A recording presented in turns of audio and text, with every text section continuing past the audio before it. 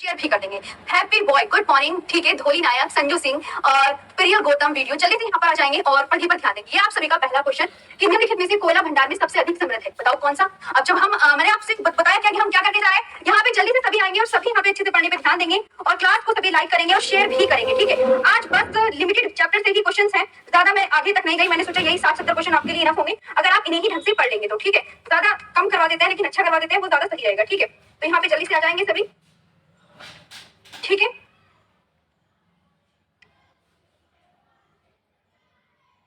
चलो हाँ जी, तो स्टार्ट करें फिर आज की क्लास। चलिए, तो यहाँ पे ये पहला क्वेश्चन क्या कह रहा है, निम्नलिखित में से कौन सा क्षेत्र कोयला भंडार में सबसे अधिक समृद्ध है, ब्रह्मपुत्र, दामोदर घाटी, महानदी घाटी या गोदावरी घाटी।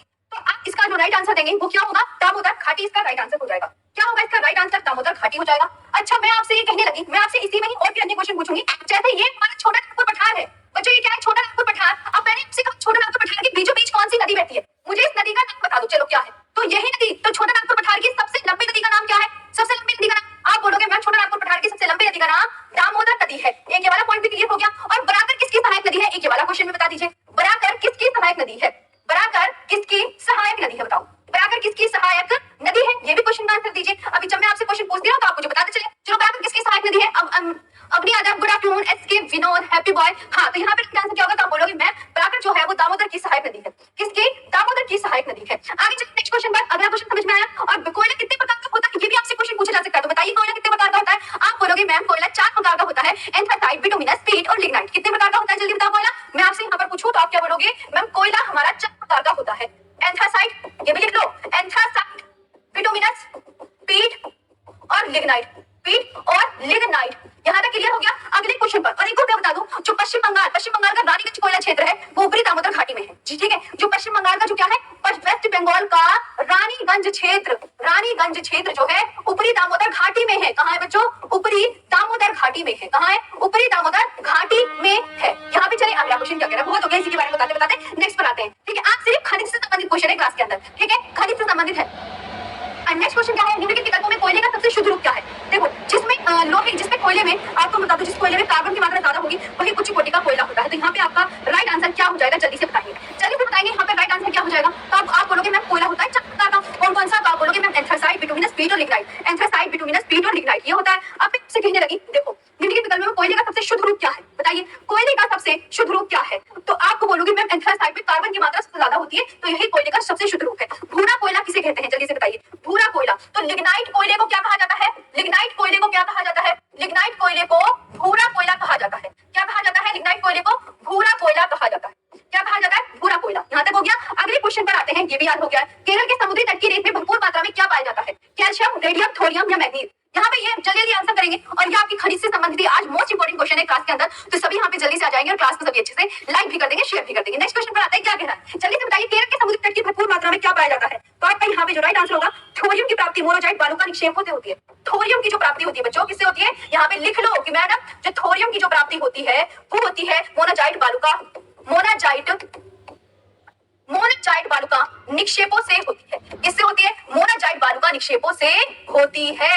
आगे बात समझ में, किससे होती है, मोनाजाइट बालू का निक्षेपों से होती है। थोरियम, थोरियम जो है वो केरल की समुद्री तट की रेत में भरपूर मात्रा में पाया जाता है। थोरियम आपको सिर्फ और सिर्फ कहाँ मिलेगा, केरल की समुद्री रेत में, केरल की समुद्री रेत में भरपूर मात्रा में पाया जाता है, केरल की समुद्री रेत में। बच्चों ये कहाँ मिलता है, अगर आपसे पूछे कि थोरियम सिर्फ कहाँ मिलेगा, बताओ मुझे थोरियम कहाँ मिलेगा, तो ये सिर्फ केरल की समुद्री रेत में ही मिलेगा, ठीक है, केरल की समुद्री रेत में ही मिलेगा। हैप्पी बॉय तुम्हारी ये, ठीक है। आगे चलते हैं, नेक्स्ट क्लास क्या होगी और नेक्स्ट क्वेश्चन क्या होगा, भारत की सबसे महत्वपूर्ण यूरेनियम खान कहाँ स्थित है, ठीक है, जल्दी से बताइए, भारत की सबसे महत्वपूर्ण, आज सिर्फ खनिज से संबंधित क्वेश्चन है। यहाँ पे जितने सभी अच्छे से क्लास को लाइक भी कर दीजिए और शेयर भी कर दीजिए। नेक्स्ट क्वेश्चन क्या कह रहा है, भारत की सबसे महत्वपूर्ण यूरेनियम खान स्थित है। तो पहले तो मेटल ऑफ ऑप किसे कहा जाता है, बच्चों कमेंट सेक्शन में एक आंसर दो, मेटल ऑफ ऑप किसे कहा जाता है, मेटल ऑफ किसे कहा जाता है। तो आप बोलोगे ma'am metal of op uranium को कहा जाता है, किसे कहा जा रहा है, यूरेनियम को कहा जाता है। मेटल ऑफ ऑप किसे कहा जा रहा है, यूरेनियम को। झारखंड में, अब एक और बात लिख देती हूँ, देखो ये है झारखंड, झारखंड के कौन से, यहाँ पे जो आपको मैं बताऊं, झारखंड के सिंहभूम जिले के जादूगोड़ा क्षेत्र, झारखंड के कौन से जिले के बच्चों, सिंहभूम जिले के,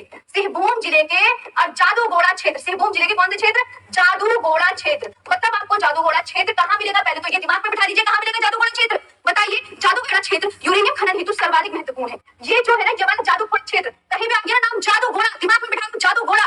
जादूगोड़ा किसके लिए महत्वपूर्ण है, तो यूरेनियम के खनन के लिए महत्वपूर्ण है, किसके, यूरेनियम के खनन के लिए महत्वपूर्ण है। यूरेनियम के खनन के लिए महत्वपूर्ण। क्या निकलता है जादूगोड़ा क्षेत्र से? मैं जल्दी से आपसे पूछूं तो आप क्या बताओगे? मैम यूरेनियम के खनन के लिए बहुत महत्वपूर्ण है और यूरेनियम का जो अयस्क होता है वो पिच ब्लैंड। यूरेनियम का अयस्क अगर आपसे बच्चों को पूछ लिया जाए, अगर एक अयस्क भी कर लो तो पिच ब्लैंड याद कर लीजिए, बस पिच ब्लैंड। इतना इनफ है, इतना समझ में आना चाहिए। बस यहाँ पे देख लीजिए कि भारत की सबसे महत्वपूर्ण यूरेनियम की खान कहाँ स्थित है? आपके आंसर देंगे जादूगोड़ा। जादूगोड़ा का नाम सुनते दिमाग में क्या आएगा कि मैम यूरेनियम के लिए फेमस है और ये कहाँ पड़ता है? झारखंड के सिंहभूम जिले में। याद करो कहाँ पड़ता है? झारखंड के सिंहभूम जिले में। और यूरेनियम जो है वो पिच ब्लैंड है और मेटल ऑफ हॉप बच्चों किसे कहा जा रहा है? तो मेटल ऑफ हॉप यूरेनियम को कहा जाता है। किसको कहा जाता है ये भी याद करो। जब जहां मैं बोलूं ना जोर देगी कि मेटल ऑफ हॉप किसे कहा जा रहा है, यूरेनियम को तो याद करना है, ठीक है। भारत में सबसे पहला कॉटन मिल सूती वस्त्र उद्योग में किस शहर में स्थापित किया गया था? जल्दी से यहाँ भी राइट आंसर देंगे। देखो किशन पंडित जी आपका बिल्कुल आंसर आ रहा है। ये आपके बहुत इंपॉर्टेंट क्वेश्चंस हैं खनिज से संबंधित। देखो मैंने सोचा बच्चों को खनिज से संबंधित इंपॉर्टेंट चीजें करवा दी जाए, आप सबके लिए बहुत इंपॉर्टेंट है और सभी को अच्छे से याद भी करते हुए चल, ठीक है। बहुत हर संडे क्लास होती है। अभी सैटरडे तो इसलिए क्लास नहीं ले पा रही हूँ, थोड़ा टाइम नहीं मिल पा रहा है, लेकिन जल्दी आपकी संडे में भी क्लास होगी। अगला क्वेश्चन क्या कह रहा है? सूती वस्त्र उद्योग। बताओ ये बड़ा इंपॉर्टेंट है, जो सूती वस्त्र उद्योग की सूती कपड़ा मिल बताओ कहाँ स्थापित हुई थी सबसे पहले? किसी का आंसर आया?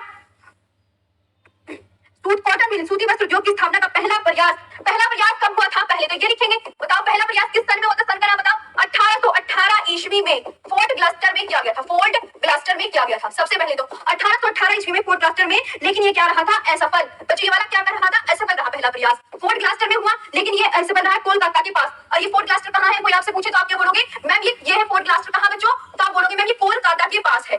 फिर क्या हुआ? कोलकाता के पास। पहली बात तो ये समझ में आ गई। फिर दूसरा प्रयास कहाँ हुआ ये बताओ? दूसरा प्रयास कहाँ हुआ ये बताओ? बताते चलेंगे और मेरी बात सुने, यहाँ पे जितने भी आप वॉच कर रहे हैं थ्योरी भी लिखते चले। आप ना शॉर्ट नोट्स बना लें कि मैम ने लिखा है कि पहला प्रयास जो है सूती वस्त्र उद्योग का 1818 ईस्वी में फोर्ट ग्लास्टर में हुआ था। लेकिन बच्चों ये क्या रहा? ये रहा असफल। और फोर्ट ग्लास्टर कहाँ पर? कोलकाता के पास। और दूसरा जो प्रयास हुआ था इसके बाद सन 1854 में। दूसरा कब हुआ? 1854 में। सन याद रखना है कब हुआ? 1854 में। ये हुआ कवास जी डाबर द्वारा। कवास जी डाबर द्वारा। और ये क्या रहा? ये सफल रहा। जो दूसरा रहा ना ये कवास जी डाबर द्वारा मुंबई की आधुनिक सूती वस्त्र उद्योग की नींव रखी गई। मुंबई की सूती आधुनिक वस्त्र की उद्योग की नींव रखी गई। ये वाली बात क्लियर हो गई सभी स्टूडेंट्स को? अब दूसरी बात मैं आपसे कुछ क्वेश्चन पूछती हूँ। बताइए भारत का कॉटन पॉलिश किसे कहा जाता है? भारत का कॉटन पॉलिश किसे कहा जाता है? अगर मैं यहाँ पे आपसे क्वेश्चन पूछूं तो ये भी इंपॉर्टेंट है आपको। मैम आप मनोज कुमार पढ़ लीजिए, ठीक है। अभी बता दूंगी मेरी जो शिक्षा हुई है वो कहाँ तक हुई है, भैया पढ़ लो, ठीक है। भारत का मैनचेस्टर किसे कहा जाता है? भारत का मैनचेस्टर किसे कहा जाता है? ये सिर्फ खनिज से संबंधित क्लास है, वेरी इंपॉर्टेंट क्लास है, आप सबको लेनी चाहिए। और पूर्व का पोस्ट बच्चों किसे कहा जाता है? ये इनमें ना बड़ा कंफ्यूजन होता है, ये बड़े फैक्चुअल क्वेश्चन है और इनमें फैक्चुअल क्वेश्चन ना आपको पता है याद करनी होती है, दिमाग में बिठानी होती है। दक्षिण भारत का मैनचेस्टर किसे कहा जाता है?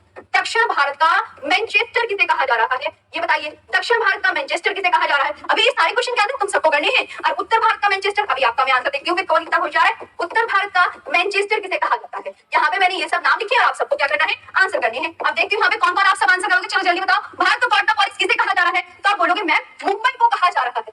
सबने मुंबई लिखा। शॉर्ट नोट्स बनाना हो पहले बताओ। शॉर्ट नोट्स कौन कौन बना रहा है? बना रहे हो ढंग से। भारत का मैनचेस्टर किसे कहा जाता है? तो भारत का मैनचेस्टर आप बोलोगे मैम जी अहमदाबाद को कहा जाता है। किसे कहा जाता है? अहमदाबाद को। पूर्व का बोस्टन किसे कहा जाता है? तो अहमदाबाद को कहा जाता है। किसे कहा जा रहा है? अहमदाबाद को कहा जा रहा है। किसे कहा जा रहा है? अहमदाबाद को। और दक्षिण भारत का मैनचेस्टर किसे कहा जाता है? कोयम्बटूर को कहा जाता है। मैम में क्या दिक्कत आ रही भाई? कोयम्बटूर को कहा जाता है। किसको? कोयम्बटूर को कहा जाता है। और उत्तर भारत का मैनचेस्टर किसे कहा जाता है? तो आप क्या बोलोगे मैम जी? कानपुर को कहा जाता है। किसको बोला जाता है बच्चों? कानपुर को कहा जाता है। तो अभी आप ये सब यहाँ पे अच्छे से लिख लीजिए जो मैंने आपको यहाँ पे सिखाया कि भारत में सबसे पहला कॉटन मिल सूती वस्त्र उद्योग निम्नलिखित में किस शहर में स्थापित किया गया। तो आपका यहाँ पे राइट आंसर क्या होगा? गलत आंसर नहीं करने हैं, सबको अच्छे से आंसर करना है। इसका राइट आंसर क्या जाएगा? मुंबई में। देखो ये सब अच्छे से पता चल गया ना सारी चीजें कि पहला प्रयास हुआ 1818 ईस्वी में वेस्ट बंगाल की फोर्ट ब्लास्ट में, लेकिन ये असफल रहा। फोर्ट ब्लास्ट कहाँ पर? बोलो रिवीजन फर्स्ट कि मैं कोलकाता के पास है। फिर सेकंड जो प्रयास किया गया वो 1854 में किया गया, लेकिन सफल रहा। ये किसके द्वारा किया गया? कवास जिडाबर द्वारा किया गया। और मुंबई में किया गया। तो मुंबई में सूती वस्त्र उद्योग की नींव रखी गई। अब तीसरा यहाँ पे 5 क्वेश्चन दे रखे हैं। ये पांचों के पांचों आपको याद रखने हैं। 5 क्वेश्चन। कितने क्वेश्चन है घर की साइड में? बोलो मेरे साथ। मैडम जी 5 क्वेश्चन है। मैंने कहा हाँ तो याद करनी है। भारत का कॉटन पॉलिश बताइए किसे कहा जा रहा है? बोलो। ये सब इंपॉर्टेंट क्वेश्चन है, याद करने हैं। समझ में आ रही बात? भारत का कॉटन पॉलिश मुंबई को, भारत का मैनचेस्टर अहमदाबाद को, पूर्व का बोस्टन अहमदाबाद को, दक्षिण भारत का मैनचेस्टर कोयम्बटूर को कहा जा रहा है और उत्तर भारत का मैनचेस्टर कानपुर को कहा जा रहा है। अगला सिंहभूम किसके लिए प्रसिद्ध? अब देखते हैं। ये सिर्फ खनिज से संबंधित क्वेश्चन है, इसलिए थोड़े आपको आज अलग भी लगेंगे। सिंहभूम, तो अभी मैंने आपको क्या बताया? सिंहभूम कहाँ स्थित है? जल्दी से बताइए सिंहभूम कहाँ स्थित है? सिंहभूम बताओ कहाँ स्थित है? सिंहभूम लिखा सबके लिए। सिंहभूम पता चल गया कि झारखंड के सिंहभूम जिले के जादूगोड़ा में यूरेनियम के खनन के लिए प्रसिद्ध है। और ये इसका जो यूरेनियम का पिच ब्लेंड है वो पिच ब्लेंड लोहे तो सिंहभूम किसके लिए प्रसिद्ध है? तो आप क्या बोलोगे मैम जी? कोयले के लिए, लोहे के लिए, तांबे के लिए या एल्यूमिनियम के लिए? बताइए सिंहभूम। तो आप भी लोहे के लिए प्रसिद्ध है। क्या होता है? लोहे का उत्पादन होता है। और यहाँ से झारखंड के जादूगोड़ा, अगर जादूगोड़े का आंसर आए, ये जादूगोड़ा भी सिंहभूम जिले में है, लेकिन जादूगोड़ा किसके लिए फेमस है बच्चों? यूरेनियम के लिए फेमस है। और यूरेनियम को क्या कहा जाता है? जल्दी से बताओ। मेटल ऑफ होप किसे कहा जाता है? Metal of hope. Metal of hope की संज्ञा किसे दी जाती है? तो तब भी आप यूरेनियम को दी जाती है। और यूरेनियम को बच्चों अयस्क बताओ क्या है? तो यूरेनियम का अयस्क आप बताएंगे पिच ब्लेंड है। क्या बताएंगे? पिच ब्लेंड है। याद हो गया ना? और यह जादूगोड़ा कहां पर? जल्दी से कमेंट सेक्शन में आंसर। तो आप बोलोगे मैम ये झारखंड के सिंहभूम जिले में स्थित है। कहां है ये? झारखंड के सिंहभूम जिले में स्थित है। झारखंड के सिंहभूम जिले में स्थित है, ये याद रखिए। अगला क्वेश्चन क्या कह रहा है? जादूगोड़ा की खान प्रसिद्ध है। बताइए। अब तो ये आपका फेवरेट क्वेश्चन बन जाना चाहिए भाई। अरे अब तो आपका फेवरेट क्वेश्चन बन जाना चाहिए कि मैम अब तो बार बार इस क्वेश्चन को फिर तो लगता है इसे अच्छे से दिमाग में बिठा लेना चाहिए। मैंने कहा ये क्वेश्चन ऐसे ही बिठाने वाले दिमाग में ये आपको याद करने ही करने हैं 100%। चलो इसका आंसर दो, क्या होगा फटाफट से बताओ। जल्दी से आंसर करो सब। क्या होगा इसका राइट आंसर? आवाज कट रही है? नहीं, आवाज नहीं कट रही होगी। आवाज नहीं। जादूगोड़ा की खाने प्रसिद्ध है। बताओ किसके लिए प्रसिद्ध है? यहाँ पे आंसर दिया, अभी भी कट रही है। यूरेनियम के भंडारों के लिए प्रसिद्ध है। यूरेनियम के भंडारों के लिए प्रसिद्ध है। ठीक है, अब तो तुम्हें याद हो गया होगा ये वाला क्वेश्चन, है ना? जादूगोड़ा यूरेनियम कहाँ है? जादूगोड़ा झारखंड के सिंहभूम जिले में है। यूरेनियम को मेटल ऑफ होप कहा जाता है और यूरेनियम का जो अयस्क है वो पिच ब्लेंड है। अगला क्वेश्चन चलते हैं। निम्नलिखित जोड़ों में किसका मेल ठीक से नहीं बैठता? बताओ किसका मेल सही से नहीं बैठता? बॉक्साइट आपको कहाँ मिलेगा? जल्दी से बताइए। यहाँ पे राइट आंसर क्या होगा? हो जाएगा ऊपर। अगर सभी यहाँ पे क्लास को लाइक भी करेंगे, शेयर भी करेंगे। बॉक्साइट बताइए कहाँ मिलेगा? तो आप बोलोगे मैम बॉक्साइट तो मिलेगा बिहार में। ठीक है, आपको बॉक्साइट मिलेगा बिहार में, सही है। कोयला कहाँ मिलेगा? राजस्थान में। हीरा बच्चों कहाँ मिलेगा? मध्य प्रदेश में। और आपका खनिज तेल कहाँ मिलेगा? असम में मिलेगा। और तांबा कहाँ मिलेगा? तो तांबा आपका राजस्थान में मिलेगा। कोयला पता है? कोयला मिलेगा आपका झारखंड में। झारखंड में मिलेगा कोयला, झारखंड में। और राजस्थान में बच्चों क्या मिलता है? तांबा। राजस्थान में क्या मिलता है? तांबा। तो यहाँ पे ये वाला ऑप्शन क्या हो जाएगा? ये बी ऑप्शन सही हो जाएगा कि ये ठीक से नहीं मेल बैठता है। इसका नहीं मेल बैठता है। समझ में आया कैसे नहीं बैठता? बिल्कुल पढ़ाएंगे, क्यों नहीं पढ़ाएंगे भाई। शादी जाती तो पढ़ाने के लिए मना हो जाती है भाई। मेरी भी शादी है, मैं थोड़ी नहीं पढ़ा रही, मैं पढ़ा रही हूँ। आगे चलते हैं। समझ पाया कहाँ कहाँ क्या मिल रहा है? ठीक, हाँ, उत्तराखंड का। चलो अगला क्वेश्चन। खेतड़ी किसके लिए प्रसिद्ध है? बताइए। वेरी इंपॉर्टेंट क्वेश्चन, बहुत ही ज्यादा इंपॉर्टेंट क्वेश्चन है। खेतड़ी किसके लिए प्रसिद्ध है? जल्दी से बताइए। खेतड़ी किसके लिए प्रसिद्ध है? जल्दी से यहाँ पे सभी आंसर देंगे। देखो एक खेतड़ी किसके लिए प्रसिद्ध है? सबसे पहले तो खेतड़ी जो है वो किसके लिए? जल्दी से यहाँ पे आंसर देंगे सब। किसके लिए प्रसिद्ध है खेतड़ी?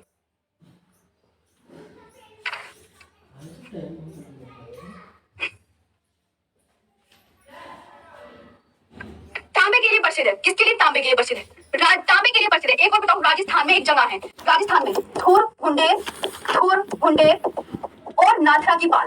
और बच्चे कौन से? नाथरा की पाल। ये राजस्थान में क्या है? ये जगह के नाम है। पहले तो इन जगहों के नाम याद कर लो। जगह के नाम कि राजस्थान में मैम थुर मुंडेर नाथरा की पाल जो है वो किसके लिए फेमस है? उदयपुर भी है। उदयपुर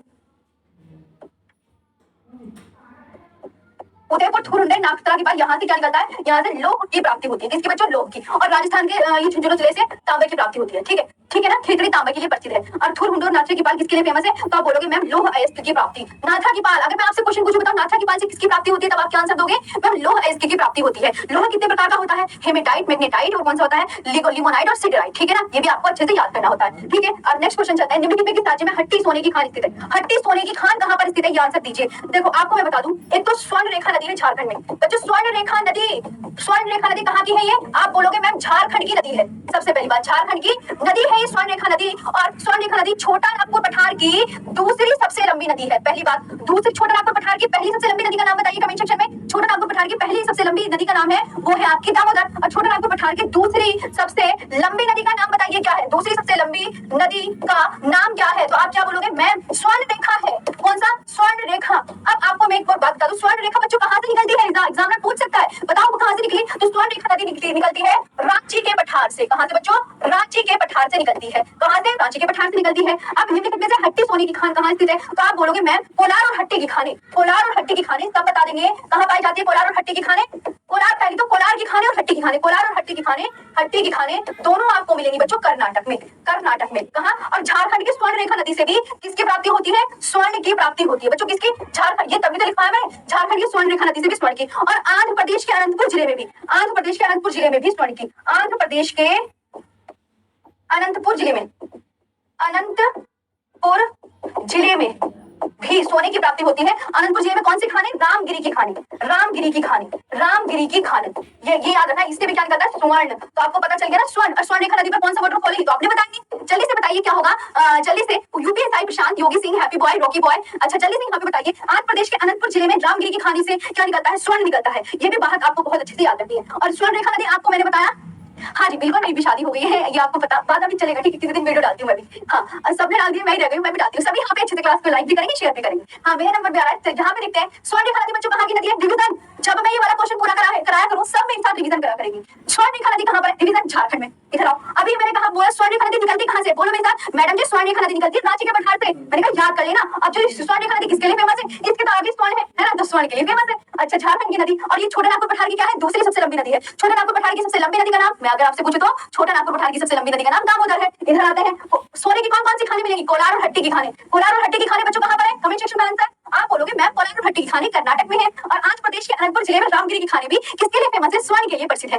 नेक्स्ट क्वेश्चन बच्चे याद हो गया, दिमाग में बसना चाहिए यहाँ पे, ठीक है? यहाँ पे बिल्कुल ठीक। हैप्पी, प्रिया गौतम, पूजा गौतम, सभी यहाँ पे अच्छे से क्लास को लाइक भी करेंगे और शेयर भी करेंगे। मजा आ रहा है? चलिए नेक्स्ट क्वेश्चन बनाते हैं, क्या कह रहा है अगला क्वेश्चन, अभी देखती हूँ। हीरे की खानी पाई जाती है भाई, अभी तो सोने की बात चल रही थी, अभी हम क्या पढ़ रहे हैं आज का चैप्टर? आज मैंने खनिज से संबंधित आपके महत्वपूर्ण यहाँ पर क्वेश्चन करवा रही हूँ। अरे अभी देखो ये कौन सा क्वेश्चन? हीरे भाई, आज तो क्लास में क्या बात है, चांदी सोना हीरे यही क्लास में बातें चल रही है ना? आज की क्लास तो बड़ी महंगी क्लास लग रही है ना, इंपॉर्टेंट सी क्लास लग रही है ना, बड़ी वीआईपी वाली वो फीलिंग आ रही है कि मैम आज तो चांदी सोने की बात चल रही है क्लास में। हीरे की खाने कहाँ पाई जाती है? तो आप क्या बोलोगे? मैम हीरा जो है वो कार्बन का सबसे शुद्धतम रूप है। हीरा जो है बच्चों क्या है? कार्बन का सबसे शुद्धतम रूप है। हीरा आपको मिलेगा मध्य प्रदेश में, जो पन्ना है, मध्य प्रदेश का पन्ना, ये प्रमुख क्षेत्र है। मध्य प्रदेश का जो पन्ना है वो हीरे की खानी यहाँ पे प्रमुख क्षेत्र है, प्रमुख क्षेत्र है, ये बात याद रखना है, ठीक है? और काले हीरे का उपयोग अगर आपसे पूछा जाए बच्चों, काले हीरे का उपयोग कहाँ से होता है? ठीक है, मैं उत्तराखंड से हूँ, अंतर्मुखी बालक, रामजीत गुज्जर, सोनू ठाकुर, निहारिका, ठीक है? मैंने आपसे पूछना है यहाँ पे कि काले हीरे का उपयोग, तो आप क्या बोलोगे? मैं काले हीरे का उपयोग कांच काटने और चट्टानों में छेद करने आदि में होता है। काले हीरे का उपयोग, मैंने आपसे पूछा काले हीरे का क्या यूज है?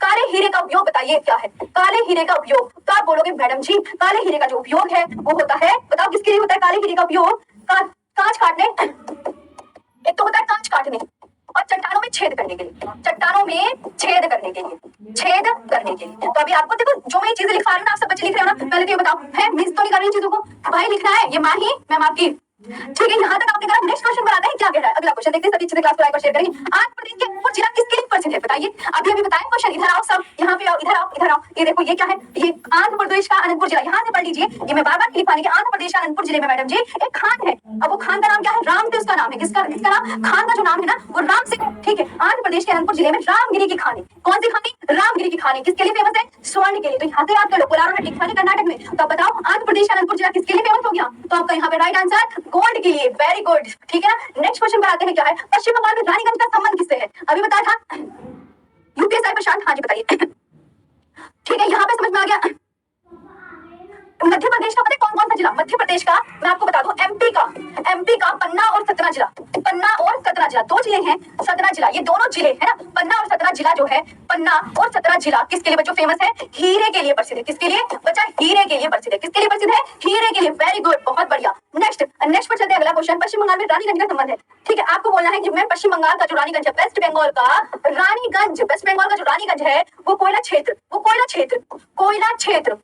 ऊपरी दामोदर घाटी में है। कौन सी घाटी में है? याद करो, ऊपरी दामोदर घाटी में है। कहां पर है? ऊपरी दामोदर घाटी में है। कहां है? ऊपरी दामोदर घाटी में, जो देश का सबसे महत्वपूर्ण एवं बड़ा कोयला क्षेत्र है। इससे देश का, इस क्षेत्र से, रानीगंज से देश का 30% कोयला प्राप्त होता है। 30% कोयला प्राप्त होता है। आप इस लाइन को पूरा पढ़ लीजिए, ठीक है? देश का कितने परसेंट कोयला प्राप्त होता है? 30% कोयला प्राप्त हो रहा है। क्या कह रही हूँ? आज की जो इंपॉर्टेंट क्लास है वो आपकी खनिज से संबंधित क्लास है। मैं आपको बार बार कह रही हूँ कि ये क्लास आपके लिए बड़ी इंपॉर्टेंट होने वाली है। अगर आप इसे लगातार देखें तो आपको मिलेंगे इसमें खनिज संसाधन से क्वेश्चन, ऊर्जा संसाधन से संबंधित क्वेश्चन। आज आपके ये मैंने 2 ही चैप्टर फिनिश करवाने की कोशिश करी है इस क्लास में। मैं चाहती हूँ आप सब जितने भी स्टूडेंट देख रहे हो, ये आप सबके लिए बड़ी बेनिफिट हो। आप कहो कि हाँ ऋषि मैम ने कुछ इंपॉर्टेंट क्वेश्चन करवाए हैं और एक ही लेसन से करवा रही हूँ, ये नहीं कि मिक्स क्वेश्चन है, मिक्स क्वेश्चन नहीं है, ये एक ही चैप्टर के क्वेश्चन है ना? तभी तो आज पश्चिम बंगाल में रानीगंज का संबंध। अब रानीगंज का संबंध सबसे पहले तो कि वेस्ट बंगाल का जो रानीगंज है, रानीगंज नाम सुनते जैसे जादूगोड़ा नाम सुनते दिमाग में क्या आना चाहिए? जादूगोड़ा नाम सुनते दिमाग में आना चाहिए यूरेनियम। रानीगंज नाम सुनते दिमाग में क्या आना चाहिए? कोयला। ये कोयला क्षेत्र ऊपरी दामोदर घाटी में मैम, और देश का 35% कोयला यहाँ से निकलता है। है वेस्ट बंगाल के रानीगंज क्षेत्र से। और रानीगंज किसके लिए फेमस है? कोयले के लिए फेमस है। ये बात याद रखनी है। अगला क्वेश्चन क्या कहता है? नेक्स्ट क्वेश्चन, निम्नलिखित का मिलान कीजिए। ओहो, मिलान करने को भी आगे चलो, अभी देखते हैं आप कितने अच्छे हो मिलान करने में। जरा बताइए, मैच द फॉलोइंग कौन कौन करना जानते हैं? आप फैजल अहमद सभी अच्छे से क्लास को लाइक भी करेंगे, शेयर भी करेंगे, हमारे चैनल को सब्सक्राइब भी जरूर कर लेंगे। जल्दी से एक बार शेयर लाइक तो कर दो, कंजूस हो इतना लाइक भी करते हो। ठीक है फैजल, चलो हजारीबाग किसके लिए फेमस है? नेवेली, झरिया और राउरकेला। ये देखो मैच द फॉलोइंग करके आपके क्वेश्चन आपके सामने है, इन्हें बता दीजिए। नेवेली जैसे हजारीबाग है तो मैम आप बोलोगे अभर्क के लिए फेमस है। किसके लिए बच्चों? अभर्क के लिए। नेवेली किसके लिए फेमस है? भूरा कोयला। और झरिया किसके लिए फेमस है? झरिया भी कोयले के लिए फेमस है। और राउरकेला आपका कोयले के लिए फेमस है। राउरकेला आपका लोहे के लिए फेमस है। राउरकेला गलत लिख दिया क्या? हाँ गलत हो गया। हजारीबाग किसके लिए फेमस है? हजारीबाग अभर्क के लिए फेमस। नेवेली आपका भूरा कोयले के लिए फेमस। और झरिया आपका आप बोलोगे मैम झरिया हमारा जो है कोयले के लिए फेमस है। राउरकेला आपका लोहे के लिए फेमस है। राउरकेला लोहे के लिए फेमस है। राइट ऑप्शन इसमें क्या हो जाएगा? बी हो जाएगा। राइट ऑप्शन क्या हो जाएगा? बी हो जाएगा। ठीक है, यानी हजारीबाग नाम सुनते किसका नाम आना चाहिए? अभर्क। हजारीबाग, हजारीबाग ठीक है। नेवेली भूरा कोयला है। लिग्नाइट कोयले को बच्चे भूरा कोयला किसे कहते हैं? तो आप हमेशा याद रखेंगे कोयला 4 प्रकार का होता है, एंथ्रासाइट, बिटुमिनस, पीट, लिग्नाइट। कार्बन में जितने कोयले में कार्बन की मात्रा ज्यादा होगी वही उच्च कोटि का कोयला होता है। सबसे ज्यादा कार्बन की मात्रा कहां से? कोयला, कहां से क्या मिलेगा इसमें? कार्बन। कैसे कोयला? कहां से कार्बन। तो कार्बन की मात्रा सबसे ज्यादा एंथ्रासाइट कोयले में होती है, इसलिए उसे सर्वोच्च कोटि का कोयला माना जाता है। आगे बात समझिए, भूरा कोयला किसे कहते हैं? तो लिग्नाइट कोयले को कहते हैं। नेक्स्ट क्वेश्चन पर चलते हैं। अगला क्वेश्चन समझ में आ गया? रिवीजन मस्ट है। चलो, हजारीबाग अभर्क के लिए, नेवेली भूरा कोयला, झरिया कोयले के लिए, राउरकेला लोहा। नेक्स्ट, कुटीर उद्योग उत्पाद। ओहो, चलो कुटीर उद्योग उत्पाद, यहाँ पे सिल्क की साड़ियां, सिल्क साड़ियां, चिकन, टेराकोटा और पीतल। इसका मैच कीजिए, ये भी इंपॉर्टेंट क्वेश्चन है आपका। है सिल्क साड़ियां आपको मिलेगी कहाँ पर? तो आप बोलोगे मैम सिल्क की साड़ियां हमें वाराणसी में मिलेंगी। चिकन का काम कहाँ पर होता है? लखनऊ। चिकन, चिकन वाला चिकन नहीं जिसे खाते हैं चिकन, एक चिकनकारी होती है जो सूट पर होती है। ओके, टेराकोटा आपको कहाँ मिलेगा? गोरखपुर में मिलेगा। और तांबा, अगर आपको अपनी शादी के बर्तन खरीदने हैं तो आप कहाँ जाओगे? मुरादाबाद में जाओगे, क्योंकि पीतल नगरी किसे बोलते हैं? मुरादाबाद को बोलते हैं। आपको अगर शादी की शॉपिंग करनी है बर्तन वर्तनों की तो मुरादाबाद चले जाना, अगर थोड़े वीआईपी हो तो। ठीक है, समझ रहे हो ना क्या कह रही हूँ? सिल्क साड़ियां और साड़ियां किसी को अपनी वाइफ को देनी हो तो कहाँ जाओगे? वाराणसी में लेने। नेक्स्ट क्वेश्चन पर आते हैं। अगला क्वेश्चन ये क्लियर हो गया वाला? ठीक है, इसका राइट ऑप्शन क्या होगा? जल्दी से बताओ। तो आप बोलोगे मैम बी इसका ऑप्शन करेक्ट हो जाएगा। समझ आया सबको?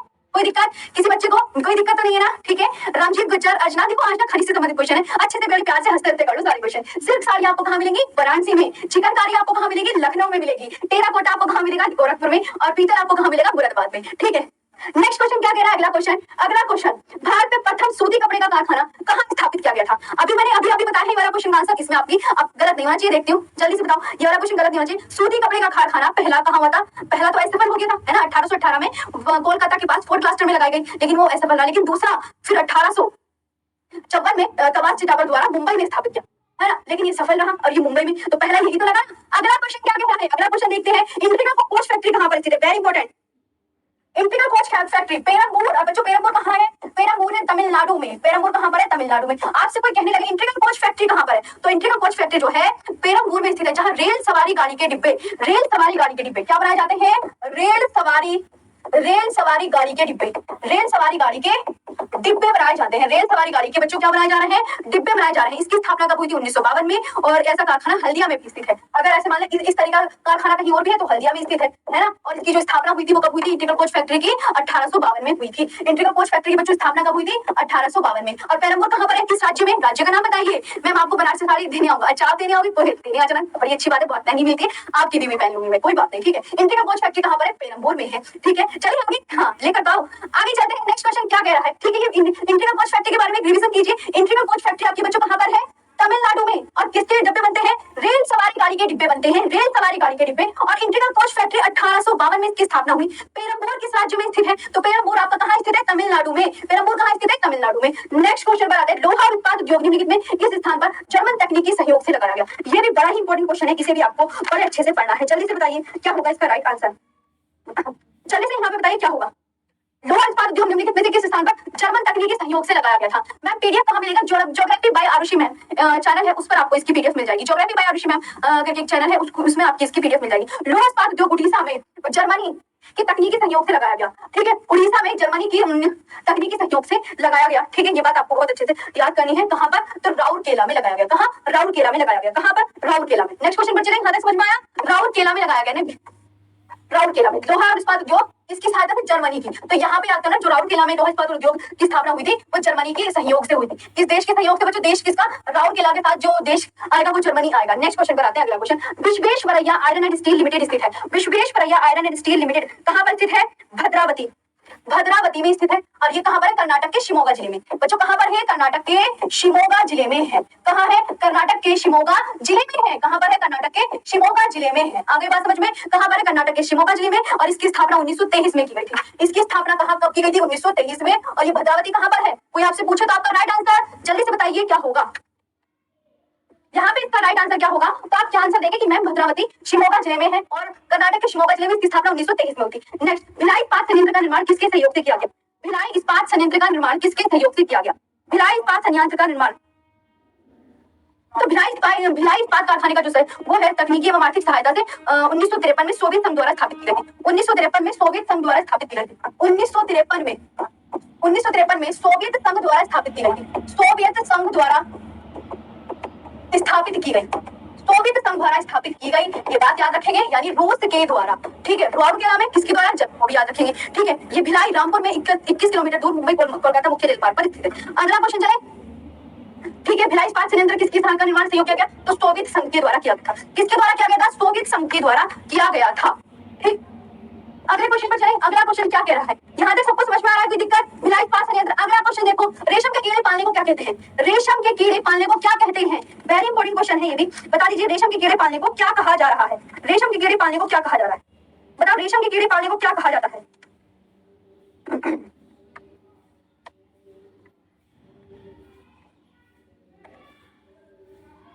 रेशम के कीड़े पालने को क्या कहा जाता है? ये भी बड़ा इंपॉर्टेंट क्वेश्चन है। तो यहाँ पे क्या होगा इसका राइट आंसर ये बता देंगे फटाफट से कि रेशम के कीड़े पालने को क्या कहा जाता है। बताओ जल्दी से, रेशम के कीड़े पालने को क्या कहा जा रहा है? तो रेशम के कीड़े पालने को क्या कहा जा रहा है? जल्दी से यहाँ पे रेशम के कीड़े पालने को क्या कहा जा रहा है? तो आप बोलोगे मैम रेशम के कीड़े पालने को सेरीकल्चर कहते हैं। क्या कहते हैं? सेरीकल्चर कहते हैं। क्या कहते हैं? सेरीकल्चर कहते हैं। आंध्र प्रदेश असम में प्रमुख रूप से पाया जाता है। अगर मैं आपसे पूछूं दूसरी चीजें जैसे एपीकल्चर, मधुमक्खी पालन को क्या कहते हैं? कुछ बताओ, मधुमक्खी पालने को क्या कहते हैं? ये बताओ इसका आंसर। मधुमक्खी पालन को क्या कहते हैं? विटीकल्चर को क्या कहते हैं? विटीकल्चर, ये विटीकल्चर। विटीकल्चर किसका उत्पादन होगा? विटीकल्चर किसका होगा? ठीक है, फ्लोरीकल्चर में किसका उत्पादन करते हैं? फ्लोरीकल्चर में किसका उत्पादन करते हैं? सबके नाम बताओ। फ्लोरीकल्चर में किसका? वर्मीकल्चर में किसका होता है? बताओ। वर्मीकल्चर में, यहाँ पे मैंने और भी इससे संबंधित क्वेश्चन लिख दिए हैं, ये भी बताओ। पोमीकल्चर में किसका उत्पादन करते हैं? पोमीकल्चर में, पोमीकल्चर में किसका उत्पादन करते हैं? पोमीकल्चर में किसका उत्पादन करते हैं? ओलेरीकल्चर में किसका उत्पादन किया जाता है? ओलेरीकल्चर में किसका उत्पादन किया जाता है? ये बताइए, जल्दी से आंसर देंगे और इसका बताइए क्या होगा। ये सभी क्वेश्चन के आंसर करने हैं। ओलेरीकल्चर। पिस्सीकल्चर में किसका उत्पादन किया जाता है? पिस्सीकल्चर का आंसर दीजिए, किसका उत्पादन किया जाता है? तभी यहाँ पे क्लास को लाइक और शेयर भी करेंगे और हमारे चैनल को सब्सक्राइब भी जरूर करेंगे। फिजिकल हॉर्टिकल्चर में किसका उत्पादन किया जाता है? हॉर्टिकल्चर। बताओ हॉर्टिकल्चर में किसका उत्पादन हो रहा है? ठीक है, एरोपोनिक्स में क्या होता है? एरोपोनिक्स में, एरोपोनिक्स में क्या होता है? ये बताओ। हाइड्रोपोनिक्स, और हाइड्रोपोनिक्स में क्या होता है? हाइड्रोपोनिक्स में क्या होता है? ये आपको इससे संबंधित क्वेश्चन है। क्या बताइए, नहीं पूछ लिया जाए तो आपको याद करने में क्या जा रहा है? तो आप इनको भी पढ़ लीजिए। जैसे मधुमक्खी पालन, बताओ ये कहाँ होगा? तो आप बोलोगे मैम एपीकल्चर बोलते हैं उसको। क्या बोलते हैं? एपीकल्चर बोलते हैं। विटीकल्चर में किसका होगा? अंगूर उत्पादन। यहाँ पे अंगूर लिखना है और उसके आगे बच्चों क्या लिखना है? उत्पादन। फ्लोरिकल्चर में किसका होता है? फूलों का। यहाँ पे फूलों का उत्पादन होता है, फूलों का। वर्मीकल्चर में किसका होता है? केचुआ का। वो तो आप लिख ही लोगे ना खुद, केचुआ का होता है, केचुआ। पोमीकल्चर में किसका होता है? तो पाया जाता है जल में पौधों को उगाना। किसमें बच्चों? जल में पौधों को उगाना। ठीक है, ये जो मृदा की जाती है, मृदा रहित कृषि, ये ऐसी कृषि को बोलते हैं जिसमें मृदा नहीं होती, ये मृदा रहित कृषि होती है। ओलेरीकल्चर में किसकी खेती की जाती है? बताओ। ओलेरीकल्चर में सब्जियों का उत्पादन होता है। किसका? सब्जियों का। पीसीकल्चर में किसका होता है? मछली का उत्पादन। और हॉर्टिकल्चर में बच्चों किसका होता है? तो बागवानी होता है। किसका? बागवानी। और एरोपोनिक्स क्या होता है? तो हवा में पौधों को उगाना। हवा में पौधों को उगाना। किसको उगाना? हवा में पौधों को उगाना। तो ये भी आप बढ़िया से याद कर लो। अब जब रेशम के कीड़े पालने को क्या कहते हैं? तो सेरीकल्चर कहते हैं। ये सब मैंने लिखा दी यहाँ पे, और भी आप याद कर सकते हैं। सभी अच्छे से क्लास को लाइक भी करेंगे, शेयर भी करेंगे। हवा में कैसे? हवा में पौधे उगाए जा रहे, क्यों नहीं उगाए जा रहे? ठीक है, रागिनी यहाँ तक शिल्पा तिवारी समझ आया यहाँ पे को? क्लियर? ठीक है, अंतर मुख्य वाला आ जाना। ठीक है, हाँ यहाँ पे बताओ। नेक्स्ट है अंकेश रावत। हाँ अंकेश जी, आपको भी राधे राधे। सूरज कुमार पटेल, सबको यहाँ पे अच्छी क्लास समझ में आ रही है ना? अगले क्वेश्चन पर चलते हैं। नेक्स्ट क्वेश्चन क्या कह रहा है? नेक्स्ट क्वेश्चन देखते हैं। मध्य प्रदेश के नेपानगर में है, वेरी इंपॉर्टेंट क्वेश्चन है। Mahesh good afternoon. मध्य प्रदेश के नेपानगर में बता दो क्या है? मध्य प्रदेश का नेपानगर जो है अखबारी कागज का उद्योग। मध्य प्रदेश के नेपानगर में, एमपी के, ये एमपी लिखा मैंने, एमपी के नेपानगर में, एमपी के नेपानगर में, ठीक है, अखबारी कागज का उद्योग, अखबारी कागज का उद्योग, अखबारी कागज का उद्योग जो है वो 25 जनवरी 1947 को, 25 जैन 1947 को स्थापित किया गया। 1947 को स्थापित किया गया। ठीक है, स्थापित किया गया। ठीक है, यह भारत की प्रथम कागज फैक्ट्री थी। यह कागज, यह क्या थी? यह कागज की प्रथम फैक्ट्री थी। यह भारत की कागज की प्रथम फैक्ट्री थी, कागज की फर्स्ट फैक्ट्री थी। ठीक है, फैक्ट्री थी। तो ये बात आप याद रखेंगे। मध्य प्रदेश के नेपानगर में किसका? तो आप क्या बोलोगे? मैम ये क्लास रोज चलती है, राम प्रकाश ये रोज नहीं क्लास चलती, ये सिर्फ संडे संडे भी क्लास चल रही है फिलहाल। तो पूछा गौतम, यहाँ पे आपके ये खनिज से संबंधित मैं आपसे क्वेश्चन पूछ रही हूँ। आज सिर्फ एक या दो चैप्टर है इसमें, बस मिक्स है, बाकी आज इसमें और कोई चैप्टर है ही नहीं। इसमें खनिज से संबंधित ज्यादा क्वेश्चन पूछने की मैं शुरुआत करें। तो मध्य प्रदेश का नेपा नगर, इसे ढंग से पढ़ लीजिए कि जो मध्य प्रदेश का नेपा नगर है किसके लिए फेमस है, बताओ यहाँ पे क्या लिखा हुआ है। तो मध्य प्रदेश का नेपा नगर अब अखबारी कागज के लिए फेमस है, और इसके जो उद्योग है वो 25 जनवरी 1947 को स्थापित किया गया। ये उद्योग कब स्थापित हुआ, 25 जनवरी 1947 को। इसका सन भी आप याद रखेंगे, 25 जनवरी 1947 को। और ये भारत की क्या है, प्रथम कागज फैक्ट्री है। अगला क्वेश्चन क्या कह रहा है, भारत में सबसे पुराना तेल क्षेत्र ऑयल फील्ड निम्नलिखित में से किसमें है, बताओ ऑयल फील्ड निम्नलिखित में से किसमें है। तो भारत के डिगबोई असम में, कहा भारत के डिगबोई। अब डिगबोई बच्चों कहां पर है ये भी याद करना होगा। मैम भारत का डिगबोई असम जो है सबसे पुराना तेल क्षेत्र है, ठीक है। यहाँ 1866 में तेल कुओं की खुदाई की गई थी। यहाँ 1866 में, कौन से सन, जब सन यहाँ पे लिख रही तो इंपॉर्टेंट है। यहाँ 1866 में तेल कुओं की खुदाई की गई थी। तेल कुओं की क्या की गई थी, तेल कुओं की खुदाई की गई थी, तेल कुओं की खुदाई की गई थी। आज ये खनिज से संबंधित क्वेश्चन है। ये क्लास सिर्फ संडे को होती है, आप इस क्लास को जियोग्राफी पढ़ रहे हो तो क्लास को जरूर लीजिएगा, ठीक है। इस क्षेत्र में 1890 में 2002 मीटर की गहराई तक तेल प्राप्त किया गया था, ठीक है, याद रखेंगे ये बात भी, ठीक है। नेक्स्ट क्वेश्चन पर चले।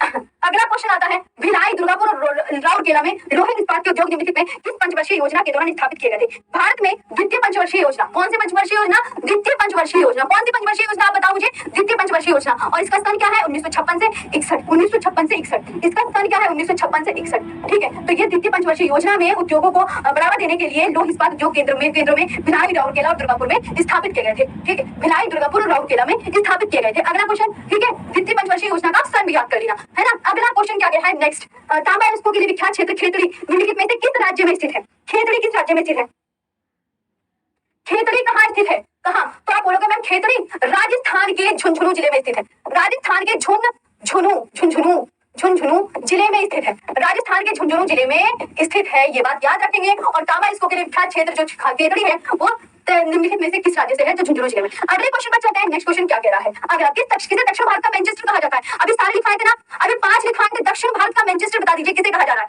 ये अभी लिखवाए थे मैंने 4-5, जल्दी बताओ दक्षिण भारत का मैनचेस्टर किसे, तो कोयम्बटूर को दक्षिण भारत का मैनचेस्टर कहा जाता है, ठीक है, कोयम्बटूर को दक्षिण भारत का मैनचेस्टर। और उत्तर भारत का मैनचेस्टर, उत्तर भारत का मैनचेस्टर किसे कहा जाता है, उत्तर भारत का मैनचेस्टर भी बता दीजिए, 5 लिखवाए थे। उत्तर भारत का मैनचेस्टर कानपुर को कहा जाता है। दक्षिण भारत का कॉस्मोपोलिस किसे कहा जा रहा है, मुंबई को कहा जा रहा है, ये याद है ना सबको, अभी लिखवाए थे खूब सारे। तो आगे चलते हैं, अगला क्वेश्चन, किसे दक्षिण भारत का मैनचेस्टर कहा जाता है, तो कोयम्बटूर को। नेक्स्ट क्वेश्चन, रेलवे डिपो का निर्माण कहाँ किया जाता है, रेलवे डिपो का निर्माण, तो रेलवे डिपो का निर्माण अभी बताया था ना, ठीक है। इंडिगो कोच फैक्ट्री बताई थी, कुछ कहानी याद आई, जो सवारी गाड़ी के लिए डिब्बे बनाए जाते हैं, ये तमिलनाडु के कौन से जिले में है, जिले का नाम आप बताओगे, ठीक है, तमिलनाडु के पेरम्बूर जिले में, यार ये तो लिखा हुआ है पेरम्बूर जिले में। अब पेरम्बूर जिला कहाँ पर है, तमिलनाडु में। और रेल डिपो का निर्माण के लिए जो फैक्ट्री का नाम है उसका नाम क्या है, तो उसका नाम भी तो बताओ। तो आप क्या बोलोगे, मैम उसका नाम है फैक्ट्री का integral coach factory, integral coach factory उसका नाम है। क्या नाम है, इंटीग्रल कोच फैक्ट्री, ठीक है, जो सवारी गाड़ी के डिब्बे बनाए जाते हैं। इसकी स्थापना 1952 में की गई थी। और इसी प्रकार का कारखाना कहाँ बताया था मैंने, 1952 में। और इसी प्रकार का कारखाना एक और जगह बताया था मैंने कि ऐसे ही जो ऐसी सेम कारखाना कहाँ स्थित है, आपका हल्दिया में स्थित है। कहाँ है बच्चों, कि अगर और कहीं रेलवे डिब्बे बनते हैं ना तो वो हल्दिया में बनते हैं। ये वाली बात यहाँ पे क्लियर हो गई सभी स्टूडेंट को। यहाँ पे पढ़ने पे ध्यान देंगे, सभी अच्छे से क्लास को लाइक करेंगे, शेयर भी करेंगे। मजा आ रहा है सेशन में, हर संडे ये सेशन होता है। मैं कुछ इंपॉर्टेंट क्वेश्चन हर संडे जरूर लेकर आती हूँ आपके साथ।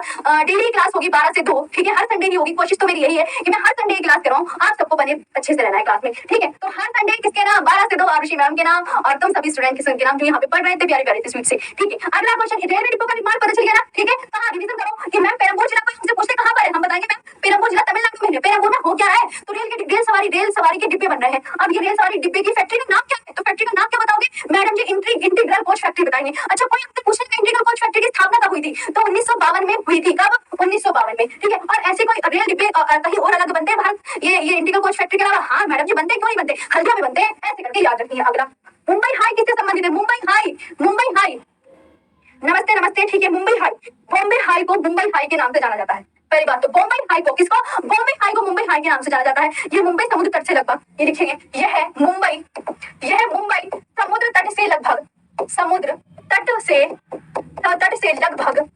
75 मीटर की ऊंचाई पर, 75 मीटर की ऊंचाई पर स्थित एक तेल क्षेत्र है। क्या है बच्चों, एक तेल क्षेत्र है। 75 मीटर की ऊंचाई पर स्थित एक तेल क्षेत्र है जो समुद्र से 162 किलोमीटर की दूरी पर है, जो समुद्र से जो समुद्र से 162 किलोमीटर की दूरी पर है, 100 दूरी पर है, जो समुद्र से 162 किलोमीटर की दूरी पर है। ठीक है, यहाँ पे आपको याद रखना है मुंबई हाई। अच्छा मैं आपसे मुंबई हाई यानी मुंबई एक और क्वेश्चन था, हाँ मुंबई किस द्वीप पर स्थित है बताओ, मुंबई किस द्वीप पर स्थित है। योगी सिंह कह रहे हैं मैम वॉइस ठीक नहीं आ रही है, सच में ठीक नहीं आ रही है, ऐसा कुछ है? सभी बच्चे मेरे को बताइए तभी मैं जाके एडिटर सर से बोलकर आती हूँ। बताइए आप सबको कोई प्रॉब्लम है? अब मुंबई देखो, मुंबई जो है आपका बच्चों कहाँ पर स्थित है, मुंबई आपका सालसेट द्वीप पर स्थित है। एक ये क्वेश्चन भी बनता है, सालसेट द्वीप पर स्थित है, सालसेट द्वीप पर स्थित है। और मैं आपसे कहने लगी एलिफेंटा द्वीप कहाँ पर है बच्चों, एलिफेंटा द्वीप कहाँ पर है, तो एलिफेंटा द्वीप मुंबई में है, एलिफेंटा द्वीप मुंबई में है। व्हीलर द्वीप कहाँ है, उड़ीसा में है, उड़ीसा में। व्हीलर द्वीप कहाँ पर है, उड़ीसा में है। और श्री हरिको इसका नया नाम क्या है, एपीजे अब्दुल कलाम आइलैंड, अब्दुल कलाम द्वीप इसका नया नाम है। ठीक है, अगर मैं आपसे कहने लगी श्री हरिकोटा द्वीप कहाँ पर है तो आप क्या आंसर करोगे, मैम श्री हरिकोटा द्वीप जो है वो हमारा मुंबई में है। कहाँ है, मुंबई में है। यहाँ तक क्लियर हो गए सभी स्टूडेंट को। तो मुंबई हाई किससे संबंधित है, ये मुंबई हाई आपको बताना है। मैम जी पेट्रोलियम से किससे संबंधित है, यहाँ पे आंसर करेंगे सभी अच्छे से, क्लास को लाइक और शेयर करेंगे। पेट्रोलियम से संबंधित है। तो मुंबई किस द्वीप पर स्थित है, सालसेट द्वीप पर स्थित है। एलिफेंटा द्वीप कहाँ पर है आपका, मुंबई में है। व्हीलर द्वीप कहाँ पर है आपका, उड़ीसा में है। एपीजे अब्दुल कलाम आइलैंड कहा जाता है व्हीलर द्वीप को। और श्री हरिकोटा द्वीप आपका कहाँ पर है, वो श्री हरिकोटा द्वीप आंध्र प्रदेश में होगा। श्री हरिकोटा द्वीप बच्चों कहाँ होगा, आंध्र प्रदेश में होगा। और श्री हरिकोटा द्वीप बड़ा फेमस है, इसरो का लॉन्चिंग पैड है। इसरो के लॉन्चिंग पैड का नाम क्या है, Satish Dhawan space centre, Satish Dhawan space centre ISRO के लॉन्चिंग पैड का नाम है। और यहाँ से उपग्रह का प्रक्षेपण किया जाता है बच्चों, उपग्रह का प्रक्षेपण किया जाता है यहाँ से। और अगर आपसे कहे व्हीलर मिसाइल कहाँ से छोड़ी जाती है, तो मिसाइल उड़ीसा के व्हीलर द्वीप से छोड़ी जाती है। दोनों को याद रखना है ढंग से। अगला क्वेश्चन, और ये भी याद कर लो, यह मुंबई हाई कहाँ है, ये पूछा है ना मुंबई हाई। तो मुंबई हाई समुद्र तट से लगभग 75 मीटर की ऊंचाई पर स्थित एक तेल क्षेत्र है, जो समुद्र से कितने किलोमीटर दूर स्थित है, समुद्र से 162 किलोमीटर की दूरी पर स्थित है। सभी अच्छे से ये क्लास आपको समझ में आ रही है तो प्यारी सी ऑफलाइन कमेंट करके बताएंगे। और एक अच्छी सी कमेंट्स करनी है लास्ट, जब ये क्लास मेरी ओवर हो जाएगी। अभी 1 घंटा और क्लास चलेगी, ठीक है। मजा आ रहा है ना सबको, खरीद से संबंधित क्वेश्चन चल रहे हैं। मैंने दूसरा कोई चैप्टर नहीं रखा है क्योंकि आप सबको फिर कंफ्यूजन हो जाता है। अगली बार कोई और चैप्टर रख लेंगे तो इस तरह आपकी तैयारी अच्छे से होती चलेगी। आज एक चैप्टर फिनिश करने का हमने यहाँ पे इरादा लिए हुए हैं, एक चैप्टर फिनिश करने का इरादा लिए हुए हैं। मनवी तर्जर कोयले की खाने कहाँ है, अच्छा तो तुम्हें याद, मैम यूपीएससी क्लास लेते हैं आप। हाँ रोहित वर्मा, मेरी यूपी, हाँ एक और चैनल है मेरा, मैं ये तो बताना भूल ही गई, मेरा एक और चैनल है यूपीपीएससी एग्जामपुर चैनल है बच्चा मेरा, है ना। और वहाँ पे आपकी आरुषि मैम, मेरा नाम क्या है, आपकी प्यारी आरुषि मैम, ठीक है। और एक टेलीग्राम चैनल है, वहाँ उसको पीडीएफ मिलेगी आपको ज्योग्राफी बाय आरुषि मैम पर। और यूपीपीएससी एग्जामपुर चैनल पर मेरी डेली थ्योरी की क्लास होती है 11 AM पर। लेकिन आजकल यहाँ पे भी पीसीएस के जो बच्चे आपके भाई बहन पीसीएस की तैयारी कर रहे हैं, वहाँ पे मैं पीसीएस के प्रीवियस ईयर क्वेश्चन करवा रही हूँ, तो आप उसमें भी शामिल हो सकते हैं डेली मेरे साथ। कब, 11 AM पर सुबह, मंडे टू फ्राइडे, ठीक है। कल से आऊंगी मनु सिंह, हाँ आना है भाई, मेरे साथ डेली पढ़ना है, अच्छी नॉलेज लेनी है। तो आपकी आरुषि मैम ज्योग्राफी में आपको बहुत कुछ देने वाली है, ठीक है। बहुत अच्छे से पढ़ाऊंगी मैं तुम्हें, पक्का प्रॉमिस। मैं कभी अच्छे से ही पढ़ाती हूँ, हमेशा दिल से पढ़ाती हूँ, और सबका यही मेरी दुआ रहती है, सबका सिलेक्शन हो जाए, सबकी अच्छी विशेष पूरी हो जाए, ठीक है। चलो, तर्जर कोयले की खाने कहाँ स्थित है, चलिए बताओ। तर्जर कोयले की खाने उड़ीसा में स्थित है, झरिया में। तर्जर उड़ीसा में है, अच्छा ये पता चल गया, है ना। अगर मैंने आपसे कहा झारखंड की झरिया, झारखंड का झरिया बच्चों किसके लिए फेमस है, झारखंड का झरिया किसके लिए फेमस है, तो झारखंड का जो झरिया है वो कोयला क्षेत्र है। क्या है, ये भी क्या है मैडम, ये भी कोयला क्षेत्र है। और देश का अधिकांश कोयला कुकिंग का भंडार ही है छत्तीसगढ़ में, कोरबा क्षेत्र। और छत्तीसगढ़ का कोरबा क्षेत्र, छत्तीसगढ़ का कौन सा, छत्तीसगढ़ का कोरबा क्षेत्र, छत्तीसगढ़ का कोरबा क्षेत्र किसके लिए फेमस है, ये भी कोयले के लिए फेमस है। तो आपको मैंने 3 जगह बता दी। तलचर, उड़ीसा का तलचर किसके लिए फेमस, मैं अब आपसे क्वेश्चन कर रही हूँ, उड़ीसा का तलचर किसके लिए फेमस, तो आप बोलोगे मैडम जी उड़ीसा का जो तलचर है वो कोयले के लिए फेमस है ना। फिर मैंने कहा छत्तीसगढ़ का कोरबा किसके लिए फेमस, छत्तीसगढ़ का कोरबा किसके लिए फेमस, तो आप क्या बोलोगे मैम ये भी कोयले के लिए फेमस है। टेलीग्राम आईडी बता दीजिए, आरुषि हयात, ये है मेरी टेलीग्राम आईडी,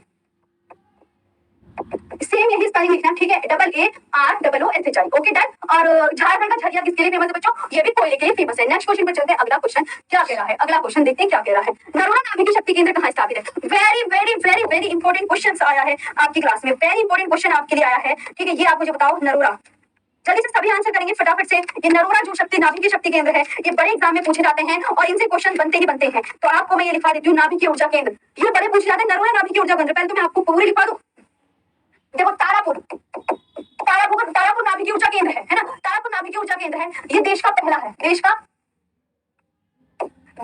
पहला। तारापुर के आगे आप क्या लगा लेंगे मैम, नाभिक की ऊर्जा केंद्र। और ये क्या है बच्चों, नाभिक की ऊर्जा केंद्र देश का पहला। ये कहाँ है, ये महाराष्ट्र में स्थापित है। ये कहाँ पर है, महाराष्ट्र में। और ये किसकी सहायता से स्थापित किया गया, अमेरिका देश की सहायता से। इसकी सहायता से, अमेरिका की सहायता से स्थापित किया गया। किसकी, अमेरिका की सहायता से। ऐसे ही मैं सेम ये वाला क्वेश्चन पूछती हूँ आपसे, कुलनकुलम, कौन सा, कुलनकुलम,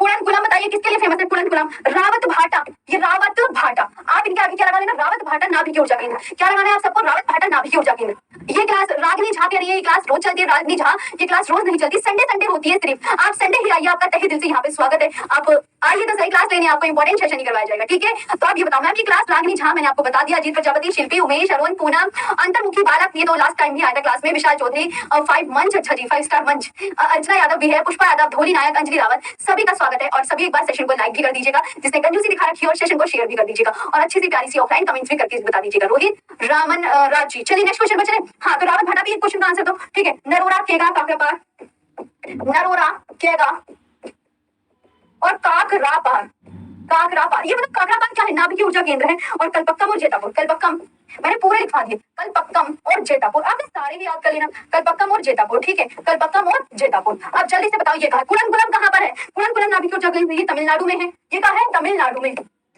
और ये किसने? रूस की सहायता से इसको स्थापित किया गया। ये ऐसे करके आकर रावत भाटा बच्चों कहाँ पर है? तो आप बोलोगे मैम जी रावत भाटा है राजस्थान में, रावत भाटा राजस्थान में है। और ये किस देश की सहायता से? कनाडा देश की सहायता से स्थापित किया गया। नरोरा कहाँ पर है? तो नरोरा आप बोलोगे मैम यूपी में है, नरोरा यूपी में, ठीक है। कैगा कहाँ पर है? कर्नाटक में। काकरापार कहाँ पर है? गुजरात में। और कलपक्कम कहाँ पर है? तमिलनाडु में, गुजरात में। ये कलपक्कम तमिलनाडु में। और जेतापुर कहाँ पर है आपका बच्चों? महाराष्ट्र में है। जेतापुर कहाँ पर है आपका? तो जेतापुर आपका महाराष्ट्र में है। तो आप ये सारे याद कर लो। नरोडा नाभिक की शक्ति केंद्र कहाँ पर है? ये तो यूपी में है, ये आपको मैंने बता दिया कहाँ पर है, यूपी में। तो अभी सारे याद कर लोगे, कितने याद करने हैं आपको? जल्दी से बताओ, मैं पानी पी लूं, आप मुझे बताओ फटाफट, जल्दी से बताओ, मैं पानी पी लूं थोड़ा सा बैठ के, ठीक है। हाँ आप कमेंट सेक्शन में मुझे बता सकते हैं, क्लास को सभी लाइक और शेयर करेंगे।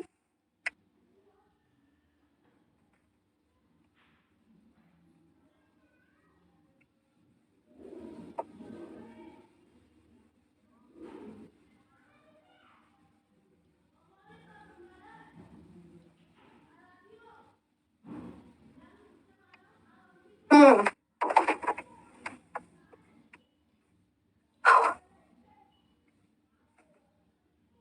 हाँ जी बताइए, कहाँ थे हम सब? चलो क्लास को सभी पहले तो लाइक और शेयर तो कर दो, लाइक तो कर दो जल्दी से। हाँ तारापुर कहाँ पर है? ये याद करिए मैडम जी, तारापुर महाराष्ट्र में है। और कुरनकुलम कहाँ पर है? तमिलनाडु में। रावत भाटा राजस्थान में। नरोरा यूपी में है, केका कर्नाटक में है, काकरापार गुजरात में है, और कलपक्कम तमिलनाडु में है। और जेतापुर कहाँ पर है आपका? महाराष्ट्र में है। हो गया ना? स्क्रीनशॉट वगैरह ले लेना। ये सारे नाभिक की शक्ति ऊर्जा केंद्र है। ये सारे क्या लिखा है मैंने? सारे क्या है? तो आप बोलोगे मैम नाभिकीय ऊर्जा केंद्र, इनके आगे क्या लगाना है आपको? नाभिकीय ऊर्जा केंद्र लगाना है। क्या लगाना है? नाभिकीय ऊर्जा केंद्र। मैंने आपसे कहा कि नाभिकीय तारापुर, तारापुर नाभिकीय ऊर्जा केंद्र कहाँ पर है? ऐसे करके। अगला नेक्स्ट क्वेश्चन, भारत में लिग्नाइट का सबसे बड़ा उत्पादक कौन सा है? भारत में लिग्नाइट कोयले का सबसे बड़ा उत्पादक क्षेत्र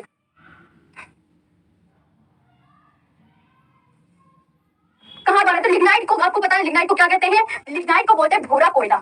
लिग्नाइट को क्या बोलते हैं? भूरा कोयला, भूरा कोयला, ठीक है, भूरा कोयला। और ये आपको कहाँ मिलेगा? तमिलनाडु राज्य में। ये आपको कहाँ मिलेगा? तमिलनाडु राज्य में मिलेगा। अगला क्वेश्चन, दक्षिण भारत का मैनचेस्टर किसे कहा जाता है? जल्दी से बताओ, दक्षिण भारत का मैनचेस्टर, संपूर्ण भारत का मैनचेस्टर तो मुंबई है। संपूर्ण भारत का मैनचेस्टर, अगर संपूर्ण भारत का मैनचेस्टर बोले तो आप क्या बोलोगे मैम? संपूर्ण भारत का मैनचेस्टर मुंबई है। संपूर्ण भारत का मैनचेस्टर क्या बोलो? संपूर्ण भारत का मैनचेस्टर मुंबई है, ठीक है, जो कपास नगरी के नाम से भी जाना जाता है। लेकिन दक्षिण भारत का मैनचेस्टर कोयम्बटूर है, जो तमिलनाडु राज्य में स्थित है। कहाँ पर स्थित है? तमिलनाडु में। और उत्तर भारत का मैनचेस्टर मैंने आपको बता दिया, वो कहाँ पर है? उसे बोलते हैं कानपुर में स्थित है। कहाँ पर स्थित है वो? कानपुर में स्थित है, ठीक है। तो ये आपको बड़े अच्छे से याद करना है। अगला क्वेश्चन क्या कह रहा है? किस उद्योग द्वारा बॉक्साइट कच्चे माल के तौर पर इस्तेमाल किया जाता है? चलिए नेक्स्ट क्वेश्चन का आंसर देंगे यहाँ पे। किस उद्योग द्वारा बॉक्साइट कच्चे माल का, तो बॉक्साइट देखो, किस उद्योग द्वारा बॉक्साइट कच्चे माल के तौर पर इस्तेमाल किया जाता है? बॉक्साइट किसका है? बॉक्साइट एल्यूमिनियम का है। बॉक्साइट कच्चा माल उत्पादन है जो बनने के बाद एल्यूमिनियम का रूप ले लेता है, ठीक है। बनने के बाद क्या करता है? एल्यूमिनियम का रूप ले लेता है। बॉक्साइट के उत्पादन राज्य निम्न है, उड़ीसा में, गुजरात में होता है, ठीक है। निम्नलिखित में से कौन सा ऊर्जा का गैर परंपरागत स्रोत नहीं है? ये भी बड़े इंपॉर्टेंट क्वेश्चन है कि ऊर्जा के परंपरागत और गैर परंपरागत स्रोत कौन कौन से है, बहुत एग्जाम में पूछा जाता है। बताइए निम्नलिखित में से कौन सा ऊर्जा का गैर परंपरागत स्रोत नहीं है? तो गैर परंपरागत ऊर्जा के स्रोत कौन कौन से हैं बताओ? गैर पारंपरिक ऊर्जा के स्रोत तो आप लिख लो सारे मैम, सौर ऊर्जा, पवन ऊर्जा, गैर, पहले तो यहाँ लिखो गैर परंपरागत, गैर परंपरागत ऊर्जा स्रोत, मतलब आप ना सारे याद कर लो, तो आप ना फिर अच्छे से याद कर पाओगे कि हाँ जी मैम अभी कोई दिक्कत नहीं। गैर परंपरागत ऊर्जा स्रोत, गैर परंपरागत ऊर्जा स्रोत कौन कौन से हैं बताइए? पारंपरिक ऊर्जा के आधार पर, गैर पारंपरिक ऊर्जा के आधार पर, सभी बताओ, है ना। और पारंपरिक ऊर्जा के स्रोत बताओ, मुझे दोनों के आंसर बताओ। पारंपरिक, पारंपरिक दोनों पहले याद कर लो तभी सही होगा। ये क्वेश्चन वेरी इंपॉर्टेंट है, वेरी वेरी इंपॉर्टेंट का मैंने हमेशा देखा है, पीसीएस का एग्जाम हो या कोई अन्य एग्जाम हो, इससे क्वेश्चन बनता ही बनता है, पक्का वाला, ठीक है। हाँ ठीक है, ठीक है तरुण जी, चलिए जल्दी से बताइए। तो आप बोलोगे मैम कोयला, पेट्रोलियम, लकड़ी, कोयला, पेट्रोलियम, लिख लो पहले, कॉपी में लिख लेना, कोयला, पेट्रोलियम, लकड़ी, ठीक है, ये अगर याद कर लो नहीं, लकड़ी, चारकोल, सूखा गोबर, चारकोल, सूखा गोबर, सूखा गोबर, चारकोल हो गया, सूखा गोबर हो गया, खनिज तेल, प्राकृतिक गैस, खनिज तेल हो गया, खनिज तेल व प्राकृतिक गैस। ये आपके क्या है? प्राकृतिक गैस। ये ऊर्जा के पारंपरिक स्रोत है, ये ऊर्जा के पारंपरिक स्रोत है। गैर पारंपरिक ऊर्जा के स्रोत बताइए क्या है? गैर पारंपरिक ऊर्जा के स्रोत बताइए क्या है? तो सौर ऊर्जा, पवन ऊर्जा, ज्वारीय ऊर्जा। पहली बात तो ये लिखेंगे, सौर ऊर्जा, ज्वारीय ऊर्जा, सौर ऊर्जा, सौर ऊर्जा, ज्वारीय ऊर्जा और पवन ऊर्जा, और पवन ऊर्जा। सौर ऊर्जा, ज्वारीय ऊर्जा, पवन ऊर्जा। ठीक है, ये आपको बड़े अच्छे से याद करने हैं। भूतापीय ऊर्जा, बायोगैस, भूतापीय ऊर्जा, भूतापीय ऊर्जा, बायोगैस, बायोगैस। ठीक है, ये सारे आपको याद करने हैं, ये हल्के में मत लेना। बायोगैस, परमाणु ऊर्जा और शैल गैस, परमाणु ऊर्जा, परमाणु ऊर्जा और शैल गैस, और शैल गैस। कभी गलती नहीं होगा अगर आपने ये याद कर लिए। ठीक है, ये कभी गलती नहीं होगा। अभी आप अपनी कॉपी में लिख लीजिए, पहले तो बता के मत लीजिए। ठीक है, जितना बता रहा हूँ, ऊर्जा प्राप्ति के ऐसे स्रोत जिसका उपयोग मानव पारंपरिक तौर पर आरंभ से ही करता चलता रहा हो, जिसका उपयोग मानव जो है पारंपरिक तौर से करता ही चला रहा है। ठीक है, नवाचारों के द्वारा कुछ ऐसे ऊर्जा स्रोतों को विकसित किया गया जिनका पारंपरिक रूप से उपयोग नहीं किया जाता। इनका पारंपरिक रूप से उपयोग नहीं किया जाता, पारंपरिक रूप से उपयोग नहीं किया जाता। ये परंपरा थोड़ी सी उपयोग नहीं किया जाता, नहीं किया जाता। ये तो अभी के बने हुए हैं, और ये जो है ये परंपरा से ही चला आ रहा है। तो ये सब याद करना, पारंपरिक ऊर्जा के स्रोत और गैर पारंपरिक ऊर्जा के स्रोत। गैर परंपरागत ऊर्जा के स्रोत याद कर लोगे, इसकी स्क्रीनशॉट ले लो, वेरी इंपॉर्टेंट क्वेश्चन है ये। ठीक है, तो निम्नलिखित ऊर्जा का गैर पारंपरिक स्रोत नहीं है। बताओ, गैर पारंपरिक स्रोत नहीं है, तो इनमें से होगा कोई ना कोई। बताओ, तो आप बोलोगे मैम प्राकृतिक गैस, तो ये पारंपरिक ऊर्जा में लिखा है, ये नहीं होगा, है ना। अभी ऐसे करके वरना तुम्हारा ही वाला क्वेश्चन 100% गलत बनने के चांसेस है अगर तुमने इसे ढंग से याद नहीं किया तो। समझ आ रही है सारे स्टूडेंट्स को मैं क्या कहना चाह रही हूँ? चंद्रशेखर, ठीक है, डॉक्टर आदर्श पांडे, शिया मिश्रा, हनी चाह, रचना। ठीक है हनी, समझ में आई ना बात क्या कहना चाह रही हूँ मैं? इसकी स्क्रीनशॉट लेना, कई दफा क्वेश्चन पूछे गए हैं, पीसीएस एग्जाम हो या कोई भी मंडी एग्जाम हो, इससे क्वेश्चन आते हैं। आप इसमें बिल्कुल गहन अध्ययन कर लेंगे कि मैम गैर परंपरागत ऊर्जा के स्रोत ये है सौर ऊर्जा, ज्वारीय ऊर्जा, पवन ऊर्जा, भूतापीय ऊर्जा, बायोगैस, परमाणु ऊर्जा, शैल गैस। और पारंपरिक रूप से इनका उपयोग नहीं किया जाता। पारंपरिक ऊर्जा के स्रोत कोयला, पेट्रोलियम, लकड़ी, चारकोल, सूखा गोबर, खनिज तेल में प्राकृतिक गैस है। अगला क्वेश्चन चलते हैं। जल विद्युत केंद्र में टरबाइन किससे चलती है? ये उत्तराखंड के लोगों को बड़े अच्छे से पता होगा, जहाँ पे भाई काला बादाम है, मेरी जैसे कि मैं। ठीक है, टरबाइन कैसे चलती है? बताओ, टरबाइन पता है कैसे चलती है योगी सिंह? तो टरबाइन जो है पानी के बहने से चलती है। ठीक है, जब जल को ऊंचाई से नीचे गिराया जाता है, पता क्या होता है? नीचे नीचे ऐसे करके हम झांक के देखते हैं। जब हम डैम जाते हैं, मैं तो कई दफा डैम घूमने चली गई हूँ, तो ऊंचाई से पानी ऐसा, वो टरबाइन जो गोल गोल होती है उसमें ऊंचाई से पानी तेजी से गिर रहा है, बहुत ही तेजी से। समझ में आ रहा है कितनी तेजी से गिर रहा है? मेरे उसको समझो, जो मैं बताना चाह रही हूँ कि इतनी तेजी से गिर रहा है। तो ठीक है, तो जल का दबाव टरबाइन के पंखों पर पड़ता है। ठीक है, जब ऊपर से पानी गिरेगा तो जो जल का दबाव होगा टरबाइन के पंखों पर पड़ता है, जिसमें उनमें गति उत्पन्न होती है। तो इस प्रकार से विद्युत उत्पादित की जाती है, तो बिजली बन जाती है। इस प्रकार टरबाइन के जो पंखे होते हैं उनमें बहुत ही तेज दबाव से पानी ऊंचाई से गिरता है, तो ऊंचाई से पानी गिरेगा तो चोट तो लगेगी, तो उससे क्या होगी? ठीक है, तो समझ में आ गया। तो पानी के बहने से टरबाइन, पानी के बहने से डैम, समझ सकते हैं। अगला क्वेश्चन, हिमाचल प्रदेश में मणिकर्ण में गर्म झरनों की प्राकृतिक ऊर्जा का स्रोत क्या है? ठीक है, ये हिमाचल प्रदेश राज्य के कुल्लू जिले में स्थित है। मणिकर्ण जो है ना, मणिकर्ण झरना, ये हिमाचल प्रदेश के कहाँ स्थित है? कुल्लू जिले में स्थित है। हिमाचल प्रदेश के कहाँ स्थित है बच्चों? हिमाचल प्रदेश के कुल्लू जिले में स्थित है। पहली बात मणिकर्ण, ये वाली बात समझ में आ रही, समझ आ रहा है सभी बच्चों को? और इसमें भूतापीय ऊर्जा बड़ी सहायक होती है। सभी क्लास को लाइक कर देंगे, शेयर कर देंगे और हमारे चैनल को सब्सक्राइब भी जरूर करेंगे। भूतापीय ऊर्जा पर आधारित जो है मणिकर्ण बिजली संयंत्र हिमाचल प्रदेश राज्य के कुल्लू क्षेत्र में जिले में स्थित है। ये गर्म पानी के स्रोतों के लिए प्रसिद्ध है। ठीक है, गर्म पानी के स्रोतों के लिए प्रसिद्ध है। पार्वती घाटी में स्थित, कौन सी घाटी में स्थित है बच्चों? ये मणिकर्ण झरना पार्वती घाटी में स्थित। और पार्वती घाटी कहाँ पर है आपकी? हिमाचल प्रदेश में। कौन सी घाटी में स्थित है ये? हिमाचल प्रदेश की पार्वती घाटी में। पार्वती घाटी कहाँ पर है आपकी? हिमाचल प्रदेश में। मणिकर्ण गर्म पानी का झरना है ना, हिमाचल प्रदेश के कुल्लू जिले में। घाटी पूछे तो पार्वती घाटी में। और तापमान, इन स्रोतों का जो तापमान है वो 90 डिग्री सेल्सियस तक पाया जाता है। इनमें गर्म स्रोतों से बिजली उत्पादित की जाती है। इन गर्म स्रोतों से भी क्या उत्पादित की जा रही है? बिजली उत्पादित की जा रही है। ठीक है, इसका राइट आंसर होगा भूतापीय ऊर्जा के द्वारा। ठीक है, यहाँ तक किसी बच्चे को? आगे चले, यहाँ पे पढ़ने पे ध्यान देंगे। निखिल यादव, मैडम नदिया पढ़ा दो एक बार। नदिया तो मैंने कई बार पढ़ा दी है, नदिया मैंने लास्ट टाइम भी पढ़ाई थी, आपको याद होना चाहिए। जल्दी से बताओ यहाँ तक। दोस्ती, माही, पुष्पा, लिखित। अगला क्वेश्चन करें। अगला क्वेश्चन देखो क्या कह रहा है। अगला क्वेश्चन, राजस्थान में परमाणु विद्युत केंद्र कहाँ स्थित है? बताओ, राजस्थान में परमाणु विद्युत केंद्र कहाँ स्थित है? राजस्थान में परमाणु विद्युत केंद्र रावत भाटा राजस्थान में स्थित है। कहाँ है परमाणु विद्युत केंद्र? जल्दी से कमेंट सेक्शन में, बड़ा इंपॉर्टेंट। आप सुनती भाई, मैं सब सुन रही हूँ, ठीक है। यह वर्ष 1973 में प्रारंभ हुआ था। ये कब हुआ था? यह वर्ष 1973 में प्रारंभ हुआ था। यह वर्ष 1973 में प्रारंभ हुआ था। कब हुआ था? ये वर्ष 1973 में प्रारंभ हुआ था। आगे बात करें, राजस्थान में परमाणु विद्युत केंद्र कहाँ स्थित है? तो कोई पूछे परमाणु विद्युत केंद्र कहाँ पर? जल्दी से बताइए कमेंट सेक्शन में। तो रावतभाटा राजस्थान में है, रावतभाटा राजस्थान में है, और ये वर्ष 1973 में प्रारंभ हुआ था। अगला क्वेश्चन देखते हैं क्या कह रहा है। सूची फर्स्ट को ताप बिजली संयंत्र और स्थिति, वेरी इंपॉर्टेंट क्वेश्चन, हमेशा एग्जाम में बनता है। मैच कीजिएगा फटाफट से, मैच कीजिएगा। कहलगांव कहाँ पर है? तो आप बोलोगे मैम ताप बिजली संयंत्र कहलगांव बिहार में है। फरक्का कहाँ पर है? पश्चिम बंगाल में। फरक्का कहाँ पर है? पश्चिम बंगाल में। रामागुंडम कहाँ पर है? आंध्र प्रदेश में। और गंधार कहाँ पर है? गुजरात में। तो यहाँ पे जो राइट आंसर होगा वो क्या हो जाएगा? सी यहाँ पे करेक्ट आंसर हो जाएगा। सी यहाँ पे क्या हो जाएगा? करेक्ट आंसर हो जाएगा। हाँ नीला, ठीक है मैम।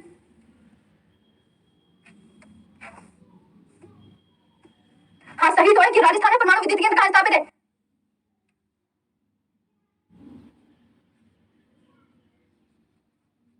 हाँ यहाँ पे आपको क्वेश्चन आया समझ में? यहाँ तक क्लियर है सभी बच्चों को? जल्दी से बताओ। हाँ, भारत का कोटोपोलिस मुंबई, भारत का मैनचेस्टर अहमदाबाद में। यहाँ पे अगर आपसे कुछ पूछे भारत का मैनचेस्टर, तो आप क्या बोलोगे? मैम जी भारत का मैनचेस्टर अहमदाबाद में है। क्या है? सही कह रहे हो, अहमदाबाद में है। कोई बच्चा कह रहा है भारत का मैनचेस्टर कहाँ पर है? तो अहमदाबाद में ही है। कहाँ पर है? योगी सिंह, ठीक है, अहमदाबाद में ही है। पीकेसी स्टडी, हाँ पीकेसी। भारत का कोटोपोलिस मुंबई में है। भारत का जो कोटोपोलिस है, भारत का कोटोपोलिस कहाँ पर है? भारत का कोटोपोलिस आपसे कोई पूछे तो आप क्या बताओगे? मैडम जी मुंबई बताएंगे। और भारत का मैनचेस्टर कोई पूछे तो आप क्या बताओगे? अहमदाबाद में। अभी यहाँ पे कोई दिक्कत? अभी ठीक है ना? पीके स्टडी राइट, हनी जहान, ठीक है। ताप बिजली संयंत्र कहलगांव कहाँ पर है? तो कहलगांव ताप बिजली संयंत्र आपका बिहार में, फरक्का पश्चिम बंगाल में, रामागुंडम आंध्र प्रदेश में, गंधार गुजरात में। अगला चलते हैं नेक्स्ट क्वेश्चन। निम्नलिखित में से कौन सी जल विद्युत परियोजना तमिलनाडु में नहीं है? बताओ निम्नलिखित में कौन सी जल विद्युत परियोजना तमिलनाडु में नहीं है? इडुक्की, एलियार, पेरियार, कुंदा, जल्दी से बताओ। निम्नलिखित में से कौन सी जल विद्युत परियोजना तमिलनाडु में नहीं है? बताओ निम्नलिखित में कौन सी जल विद्युत परियोजना तमिलनाडु में नहीं है? तो आप क्या बोलोगे? मैम इसमें राइट आंसर क्या होगा? जल्दी से आंसर कीजिए। यहाँ पे सभी अच्छे से क्लास को लाइक भी करेंगे, शेयर भी करेंगे। तो इडुक्की जल विद्युत परियोजना जो है तमिलनाडु की ना होकर केरल की परियोजना है। केरल की परियोजना इडुक्की जो है वो कहाँ की परियोजना है? वो है केरल की। केरल की परियोजना है। कहाँ की? केरल की परियोजना है। कहाँ की परियोजना है? केरल की परियोजना है। ये बात याद रखोगे। जो किस नदी पर स्थित है? पेरियार नदी पर स्थित है। कहाँ पर? पेरियार नदी पर स्थित है। इसकी लंबाई 168 मीटर है, ठीक है। इसकी लंबाई कितनी है? 168 मीटर। और ये इडुक्की परियोजना किस पर है? पेरियार नदी पर निर्मित है। कौन सी नदी पर? पेरियार नदी पर निर्मित है। अगला क्वेश्चन, लोकतक झील। सभी यहाँ पे पढ़ने में ध्यान देंगे, क्लास को अच्छे से लाइक और शेयर भी कर देंगे। और अगला क्वेश्चन बताएंगे, लोकतक झील जिस पर जल विद्युत परियोजना का निर्माण किया गया था किस राज्य में स्थित है? मध्य प्रदेश में, मणिपुर में, हिमाचल प्रदेश में, या कहाँ पर जल स्थित? और उत्तर पूर्वी भारत की मीठे पानी की झील बताओ। एक क्वेश्चन और पूछती हूँ, उत्तर पूर्वी भारत की मीठे पानी की झील, मीठे पानी की झील बताइए क्या होगी? ठीक है, उत्तर पूर्वी भारत की मीठे पानी की झील, और मैं कहूँ उत्तर भारत की मीठे पानी की झील बताओ। दोनों में कंफ्यूजन हो जाता है, आपको बताना है। उत्तर भारत की मीठे पानी की झील बताओ। उत्तर भारत की मीठे पानी की झील बताओ। मीठे पानी की झील, मीठे पानी की झील बताइए। और ये जो है मणिपुर की जीवन रेखा किसे कहा जाता है? यहाँ पे बताएंगे मणिपुर की जीवन रेखा किसे कहा जाता है? मणिपुर की जीवन रेखा किसे कहा जाता है? तो लोकतक झील आपको पता है, लोकतक झील जो जल विद्युत परियोजना का निर्माण वो किया गया है मणिपुर में। लोकतक झील पर विश्व का एकमात्र तैरता हुआ नेशनल पार्क है, विश्व का Keibul Lamjao national park. Keibul Lamjao national park, ये विश्व का एकमात्र क्या है? तैरता हुआ नेशनल पार्क है। ये क्या है? विश्व का एकमात्र तैरता हुआ नेशनल पार्क है। विश्व का एकमात्र तैरता हुआ नेशनल पार्क है। मणिपुर की जीवन रेखा किसे कहा जाता है? कमेंट सेक्शन में आंसर। तो मणिपुर की जो जीवन रेखा कहा जा रहा है वो आपकी लोकतक झील को कहा जाता है। किसको कहा जाता है? लोकतक झील को कहा जाता है। किसको? लोकतक। उत्तर पूर्वी भारत की मीठे पानी की झील, तब आपसे पूछे तो आप बताएंगे मैम उत्तर पूर्वी, तो ये है लोकतक झील। क्यों लोकतक झील होगी? क्योंकि पूर्वी भारत में भी पड़ती है। और उत्तर भारत की पूछे तब आप क्या बताओगे? तो यहाँ पे आपका आंसर आएगा इसमें वुलर झील आएगा। कंफ्यूजन नहीं होना, अगर उत्तर पूछे उत्तर भारत की तो वुलर झील, और उत्तर पूर्वी अगर लगा दे साथ में पूर्वी तो लोकतक झील। ये होती है अपना दिमाग से चीजें करने की बात, ठीक है। सभी यहाँ पे पढ़ेंगे। और हाँ, भारत का मैनचेस्टर अहमदाबाद, पीके स्टडी वो, हाँ यहाँ तक समझ में आया? यहाँ तक क्लियर है सभी अच्छे से? ठीक है, तो यहाँ पे नहीं पीके से वो निकल गया था फ्लो में भी, ठीक है। आगे चलते हैं नेक्स्ट क्वेश्चन। भाई एक लड़का बड़ा परेशान करता है, ये तो पैसे कहते परेशान करते हैं। द रोक, महाकाल, ड्रागनी, ठीक है, माही। हाँ, इसमें देखो विश्व का तैरता हुआ नेशनल पार्क है। हाँ बिल्कुल तैरता है। कौन पूछ रहा है कि मैम सच में तैरता क्या? हाँ बिल्कुल तैरता है। क्यों भाई? इस पे फुमड़ी तैरती है। बच्चा क्या तैरती है? फुमड़ी बड़ी गोल गोल से फुमड़ी होती है, दीप जैसे होता है ना, पैसे करके फुमड़ी होती है। और फुमड़ी क्या होती है? फुमड़ी तैरती है। कोई पूछा मैं तीर तक, कोई पूछा कि सच में तैरता क्या? हाँ तैरता है सच में। क्या कहता है कि फुमडी तहरती है, फुमडी नाम याद रखो, फुमडी इंग्लिश में फुमडी ऐसे लिखते हैं PHUMDIS, फुमडी तहरती है। और फुमडी बनी किससे होती है भाई? तो फुमडी सड़ी गली वनस्पतियों के अवशेष होते हैं, सड़ी गली वनस्पतियों के अवशेष, सड़ी गली वनस्पतियों के अवशेष होते हैं और यही तहरती है। और इस पे देखो, इस पे कॉलेज स्कूल सब बनाया गया है, सब चीज पे बेचते हैं। यहाँ पे लोग रह के मणिपुर के सोते भी हैं, आप देख लेना, गूगल पे सर्च कर लेना कि मणिपुर ये क्या है। ठीक है, समझ में आ रही है बात? तो फुमडी आपको बता दिया कि लोकतक झील पर एकमात्र तैरता हुआ नेशनल पार्क है, उसका नाम है केबुल लामजो नेशनल पार्क। और क्या तैरता है? फुमडी तैर रही है। फुमडी क्या होती है? सड़ी गली वनस्पतियों के अवशेष होते हैं और तैरते हुए नेशनल पार्क में संगाई प्रजाति का हिरन पाया जाता है, डांसिंग डियर पाया जाता है। और लोकतक झील को मणिपुर की जीवन रेखा कहा जाता है। अगर पूछे उत्तर पूर्वी, साथ में उत्तर पूर्वी पूरब लगा हुआ आ गया ना, पूरब, तो उत्तर पूर्वी भारत की मीठे पानी की झील लोकतक झील। आपकी सेवन सिस्टर कौन कौन सी? AAANT सेवन सिस्टर याद है ना? उत्तर पूर्वी भारत के राज्य जो बेचारे एक साथ हैं, इसलिए उन्हें नाम रख दिया सेवन सिस्टर। सिक्किम उनसे अलग है बेचारा, सिक्किम देखो, अगर मैं उत्तर पूर्व का मैप बनाती हूँ, यहाँ बनाया मैं, ऐसे करके बनाया मैंने, तो ये जो सेवन सिस्टर है ये एक साथ जुड़ी हुई है, ये देखो जुड़ रही है एक साथ। अब बेचारा सिक्किम इनसे अलग हो गया, सिक्किम इनसे बेचारा अलग हो गया, इसलिए सिक्किम को सेवन सिस्टर का भाग नहीं कहा जाता। ये सेवन सिस्टर में कौन शामिल नहीं है? सेवन सिस्टर में सिक्किम शामिल नहीं है। ये सिक्किम, ये देखो छोटा सा ये सिक्किम शामिल नहीं है। और ये आपस में जुड़ी हुई है, ये वाली, कि मैं ऊपर अरुणाचल प्रदेश, यहाँ नागालैंड, ये मणिपुर है, और यहाँ पे ये वाला छोटा सा मिजोरम है, ये त्रिपुरा है, ये मेघालय और ये असम, और ये आपस में जुड़े हुए हैं। ये इनकी बॉर्डर जो है वो एक दूसरे से कनेक्ट हो रहे हैं, इसलिए सेवन सिस्टर आपस में जुड़ी होने के कारण इन्हें सेवन सिस्टर भी कहा जाता है। सेवन सिस्टर में कौन सा राज्य शामिल नहीं है? तो आप बोलोगे मैडम ये सिक्किम देखो, इनसे कितनी दूर है, ये छोटा सा सिक्किम है, ये शामिल नहीं है। तो इस वजह से सेवन सिस्टर की कॉन्सेप्ट याद हुआ, अच्छे से समझ में आया? हाँ, सेवन सिस्टर इसलिए कहा जाता है, आपस में एक दूसरे से जुड़ी हुई है बेचारी, कह देते हैं सारी, इसलिए बहनें कह देते हैं। ठीक है, ये है कहानी। आगे चलते हैं, नेक्स्ट क्वेश्चन। टिहरी जल विद्युत कॉम्प्लेक्स निम्नलिखित में किस नदी पर है? बताओ, टिहरी जल विद्युत कॉम्प्लेक्स किस नदी पर है? यहाँ तक सबको क्लियर?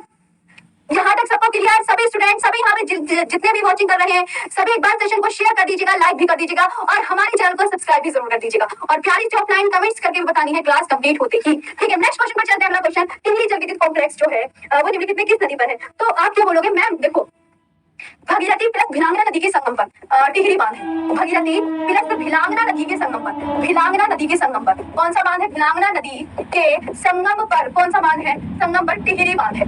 तो टिहरी जल विद्युत परियोजना, ये डी ऑप्शन इसका करेक्ट हो जाएगा। अगला, भारत में निम्नलिखित में किस स्थान पर सबसे पहला जल विद्युत शक्ति संयंत्र लगाया गया था? ये भी बड़ा ही इंपॉर्टेंट क्वेश्चन है, इससे भी एग्जाम में बहुत क्वेश्चन पूछे जाते हैं। ठीक है, भारत में प्रथम जल विद्युत संयंत्र की स्थापना कहाँ की गई थी? दार्जिलिंग सिद्रापोंग में, दार्जिलिंग सिद्रापोंग में 1897 में की गई थी। ठीक है, 1897 में की गई थी। और इसके बाद सबसे पहला जल विद्युत शक्ति संयंत्र कहाँ लगाया गया था? ये क्या पूछा है? सबसे पहला जल विद्युत संयंत्र तो बी शिव समुद्रम में। लेकिन शिव समुद्रम में पहला थोड़ी था,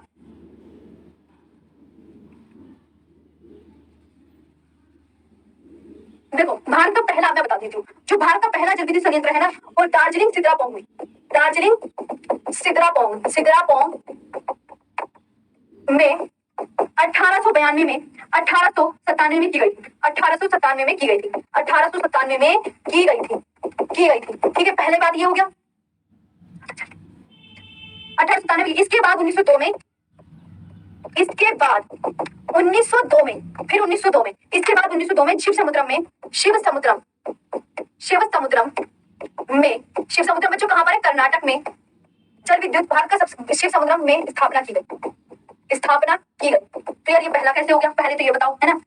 और ये कहाँ पर है? ये बड़ा इंपॉर्टेंट है, जो कावेरी नदी पर स्थित है। शिव समुद्रम किस नदी पर? जो कावेरी नदी पर स्थित है। सबसे मेन इंपॉर्टेंट बात, जो कावेरी नदी पर स्थित है, जो कावेरी नदी पर स्थित है, ये बात बड़े दिमाग में रख लेना, जो कावेरी नदी पर स्थित है। तो ठीक है, तो भारत का जो पहला इस्पात संयंत्र है, भारत में प्रथम जल विद्युत संयंत्र की स्थापना, भारत में प्रथम जल विद्युत संयंत्र की स्थापना, जल विद्युत संयंत्र की स्थापना दार्जिलिंग सिद्रापोंग इतने में किया। ये सेकंड है, ये कितने नंबर का बच्चों? सेकंड नंबर का। अभी समझ में आ गई सभी को? हाँ, यहाँ तक ठीक है, यहाँ तक समझ में आ गई?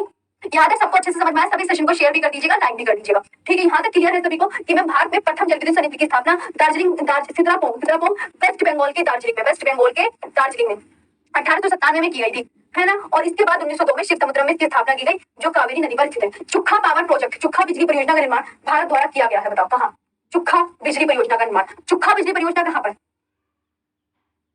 भारत की सहायता से किसकी? भारत की चुखा बिजली परियोजना का जो निर्माण किया गया है ये किस देश की सहायता से किया गया है? भारत की सहायता से। किसका? भारत की सहायता से भूटान में चुखा बिजली परियोजना का निर्माण किया गया है। ठीक है, ये बात आपको बहुत अच्छे से याद रखनी है। इस चुखा परियोजना से भूटान में बिजली का उत्पादन किया जाता है। किसका? बिजली का उत्पादन होता है। किसका? बिजली परियोजना, तो जाहिर सी बात है बिजली का ही उत्पादन होगा। यहाँ तक समझ में आ रहा है सभी अच्छे से क्लास में? सेशन के क्वेश्चन सबको अच्छे लग रहे हैं? ये बताओ पहले, सेशन के क्वेश्चन आप सबको समझ में आ रहा है? मानसी विमल बताइए, रागिनी, पवन जी है, लतेश है, मानसी है, लतेश, मानसी, ये बहुत इंपॉर्टेंट क्वेश्चन है। ये आपके खनिज से संबंधित क्वेश्चन है। मैंने सोचा आज यही बता देती हूँ, तो इनको ढंग से और अच्छे से बढ़िया तरीके से नोट्स वगैरह बना के याद कर लेना। मजा आया सेशन में? अगला सेशन में क्या क्वेश्चन है देखो, निम्नलिखित बंदरगाहों में कौन सा भारत के पूर्वी तट पर स्थित है? बताओ, निम्नलिखित बंदरगाहों में कौन सा भारत के पूर्वी तट पर स्थित है? निम्नलिखित बंदरगाहों में भारत की कौन सा पूर्वी तट पर स्थित है? तो आप बोलोगे मैम उड़ीसा बंदरगाह, जिसका विकास कब किया गया? जो बना 1966 में, उड़ीसा तट है, 1966 में। ठीक है, कौन सा?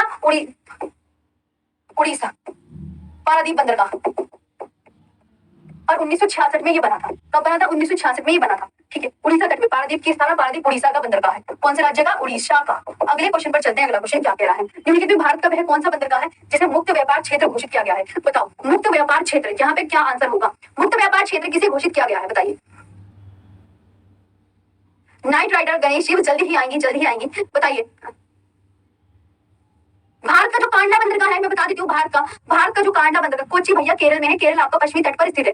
हाँ, केरल पश्चिमी तट पर स्थित है। भारत का कांडला बंदरगाह ऐसा बंदरगाह है जहां पर आयात निर्यात करने के लिए चुंगी यानी कर नहीं लगता। ठीक है, भारत का कौन सा बंदरगाह? कांडला बंदरगाह है जिस पर आयात निर्यात करने के लिए क्या नहीं लगता? कर नहीं लगता है। ठीक है, कांडला कहाँ पर है? किस बंदरगाह? ये कहाँ पर है? गुजरात में। मुक्त व्यापार क्षेत्र घोषित कर दिया गया है। यहाँ पर भारी मात्रा में वस्तु का क्या किया जाता है? निर्यात किया जाता है। ये बात याद रखेंगे। तो ये कर मुक्त बंदरगाह है। तो ये कहाँ पर है? कांडला। कांडला आपका गुजरात में, कच्छ की खाड़ी में स्थित है। कांडला बंदरगाह गुजरात की, पूछा जाता है, गुजरात की कच्छ की खाड़ी में स्थित है। कहाँ स्थित है? कच्छ की खाड़ी में, कच्छ की खाड़ी में स्थित है। अब कच्छ की खाड़ी में स्थित है, कच्छ की खाड़ी कहाँ पर है आपको पता है? कच्छ की खाड़ी में मोहाना कौन सी नदी बनाती है? कच्छ के, तो कच्छ की खाड़ी में, कच्छ के रण में, कच्छ के रण में लूनी नदी, कच्छ के रण में, अरे क्या लिख दिया मैंने? कच्छ के रण में लूनी नदी अपना मुहाना बनाती है। कौन सी नदी? लूनी नदी अपना मुहाना बनाती है। कौन सी नदी अपना मुहाना? लूनी नदी। लूनी नदी की जो लंबाई है वो 320 किलोमीटर लंबी है। लूनी को रेगिस्तान की गंगा कहा जाता है। लूनी नदी एक अंतर्वाही नदी है क्योंकि ये नदी समुद्र में अपना जल नहीं गिराती है। लूनी की सहायक नदियां जवाई, बूंदी, खारी, सरस्वती है। और जो लूनी नदी है, ये भी बात याद रखेंगे, अपना मुहाना कच्छ के रण में बनाती है। लूनी नदी अरावली पर्वत श्रेणी से निकलती है। ठीक है, यहाँ तक समझ में आया? सभी बढ़िया से एक बार सेशन को लाइक कर दीजिएगा, शेयर कर दीजिएगा और हमारे चैनल को सब्सक्राइब भी जरूर कर दीजिएगा। किसी को कोई दिक्कत?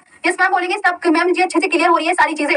यस मैम बोलेंगे सभी? सबको मजा आ रहा है ना? शिवा पांडे, पूजा सिंह, दीपा पान, ये क्वेश्चन देखो कुछ ऐसे भी हैं, ये सेशन खनिज से संबंधित क्वेश्चन है भाई, याद करने होते हैं, जरूरी होते हैं, सभी एग्जाम में ये बहुत अच्छे से पूछे जाते हैं। आप कोई भी प्रैक्टिस सेट उठा के देख लीजिए लास्ट ईयर के, आपको ज्योग्राफी के यही क्वेश्चन ऐसे ऐसे मिलते हैं, तो इसलिए आपको ये पढ़ना चाहिए। ठीक है, भारत का पूर्वी तट पर स्थित पत्तन कौन सा है? पूर्वी तट आपको पता है ना? पूर्वी तट कौन सा? ये देखो, ये मैंने बनाया भारत का मैप। अब इसका पूर्वी तट हो गया ये, इसका पूर्वी तट हो गया ये, और इसका पश्चिमी तट हो गया ये, इसका पश्चिमी तट हो गया ये, इसका पश्चिमी तट हो गया ये, पूर्वी तट पश्चिमी तट। अब कांडला और हल्दिया, हल्दिया और कोचीन, पारादीप और उड़ीसा, अब बताइए क्या राइट आंसर होगा? तो भारत का जो है पूर्वी तट बंदरगाह कौन सा है? पारादीप और हल्दिया। पारादीप और हल्दिया जो है ये उड़ीसा, ये हल्दिया क्योंकि वेस्ट बंगाल में है, और ये कृत्रिम बंदरगाह तो भारत दक्षिण भारत में स्थित, कहाँ पर स्थित है? दक्षिण भारत में स्थित है, चेन्नई या मद्रास, एक कृत्रिम बंदरगाह है। मैम आपका नेम क्या है? अभिषेक पाल। मेरा नाम आरुषि है, डबल ए, ये मेरी नाम की स्पेलिंग है, AROOSHI। ठीक है, आरुषि, और ये मेरी इंस्टा आईडी भी है आरुषि हयात से, और मेरा geography by Arushi ma'am. Arushi ma'am की स्पेलिंग गलत मत करना वरना आपको लिंक नहीं मिलेगा, डबल A आरुषि। तो ज्योग्राफी बाय आरुषि मैम पे आपको इसकी पीडीएफ दी जाएगी और आप इसको अच्छे से याद कर लोगे ना सभी? इतना काम तो कर सकते हो ना आप अच्छे से, है ना? मैं आपको इसकी पीडीएफ यहाँ पे geography by Arushi ma'am Telegram channel पर प्रोवाइड करवा दूंगी। ओके डन, ठीक है। हाँ, और आरुषि नाम है मेरा, और आपको ये पढ़ना है अच्छे से मन लगा के। आप कहाँ से? पूजा सिंह। देखो मैं रहने वाली तो उत्तराखंड की हूँ, लेकिन मैं दिल्ली में ही रहती हूँ, अल्लू अर्जुन। ठीक है, अभी कुछ और पूछना है? अभी और कुछ, अभी कोई तहकीकात बाकी है? ठीक है, एग्जामिनर, ओ चलो चलो बहुत अच्छा, ठीक है। हाँ, ठीक है मैम, आप मेरी फेवरेट हो। अच्छा ठीक है, थैंक यू। और कुछ और बताओ निखिल? ठीक है मैम, फिर इंस्टा पर मिलते हैं। अच्छा ये आपका एक कृत्रिम बंदरगाह है। ठीक है,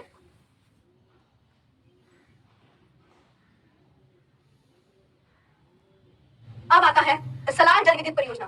सलाल जल विद्युत परियोजना किस राज्य में? वेरी इंपॉर्टेंट क्वेश्चन, हमेशा इससे क्वेश्चन बनता है, एक बहुत ही अच्छा क्वेश्चन बनता है, आपको इससे भी याद करना चाहिए। क्या कह रहा है कि सलाल जल विद्युत परियोजना किस राज्य में स्थित है? देखो मैं आपको बता दूं, ये वैसे तो आपको बताऊं जम्मू कश्मीर की परियोजना है। कहाँ की है बच्चों? जम्मू कश्मीर की। और चिनाब नदी पर स्थित कौन सी परियोजना? बड़ी इंपॉर्टेंट है, बहुत ज्यादा। देखो ये मैंने लिखा चिनाब नदी की परियोजना है, बताओ चलो मुझे, है ना? अगर मैं आपसे कहने लगी चलो तो मुझे सिंधु की बता दो, लगे हाथ। फिर मैंने कहा चलो यार मुझे तुम झेला नदी की बता दो, लगे हाथ, है ना? फिर मैंने कहा चलो चलो जब इतना पढ़ लिया तो सतलुज की बताई दो। अब मुझे आप ना इन सबकी परियोजनाएं बता दो, झेलम, चिनाब, रावी, रावी नहीं लिखा, रावी भी लिख लेते हैं, है ना। रावी की मैम पूछ लो, फिर रावी क्यों छोड़ रही हो, रावी, रावी भी लिख लिया तो मैम व्यास भी लिख लो। झेलम, चिनाब, सिंधु, झेलम, चिनाब, रावी, व्यास, सतलुज। अब मैडम आपने लिखी है तो सारी, अब इनके संबंधित सारी परियोजनाएं बता दीजिए क्लास में, है ना। अब जब हम सभी सिंधु है उसकी सहायक नदियां, ये पंचनद नदियां मिलकर बनती है। पंचनद नदियों में कौन कौन सी नदी शामिल है, ये भी एग्जाम में पूछता है। तो पंचनद नदियों में कौन कौन सी नदी शामिल है, झेलम, चिनाब, रावी, व्यास, सतलुज। ठीक है, झेलम, चिनाब, रावी, व्यास, सतलुज। देखो सबसे पहले जो है चिनाब नदी की जो परियोजना है वो है सलाल बगलीहार, सलाल बगलीहार व दुलहस्ती परियोजना। वो कौन सी है, रावी नदी पर आपकी कौन सी परियोजना है, तो चमेरा व थीन परियोजना है, चमेरा व थीन परियोजना। और थीन परियोजना का दूसरा नाम क्या है, तो आप बोलोगे मैम थीन परियोजना का दूसरा नाम रणजीत सागर बांध है। क्या थीन परियोजना का दूसरा नाम रणजीत सागर बांध है। और सतलुज नदी पर कौन सी परियोजना है ये भी बताओ, ठीक है मैम। सतलुज नदी पे नाथपा झाकरी परियोजना है, नाथपा झाकरी परियोजना है। और आप बोलोगे मैम और है कोलडाम परियोजना, कोलडाम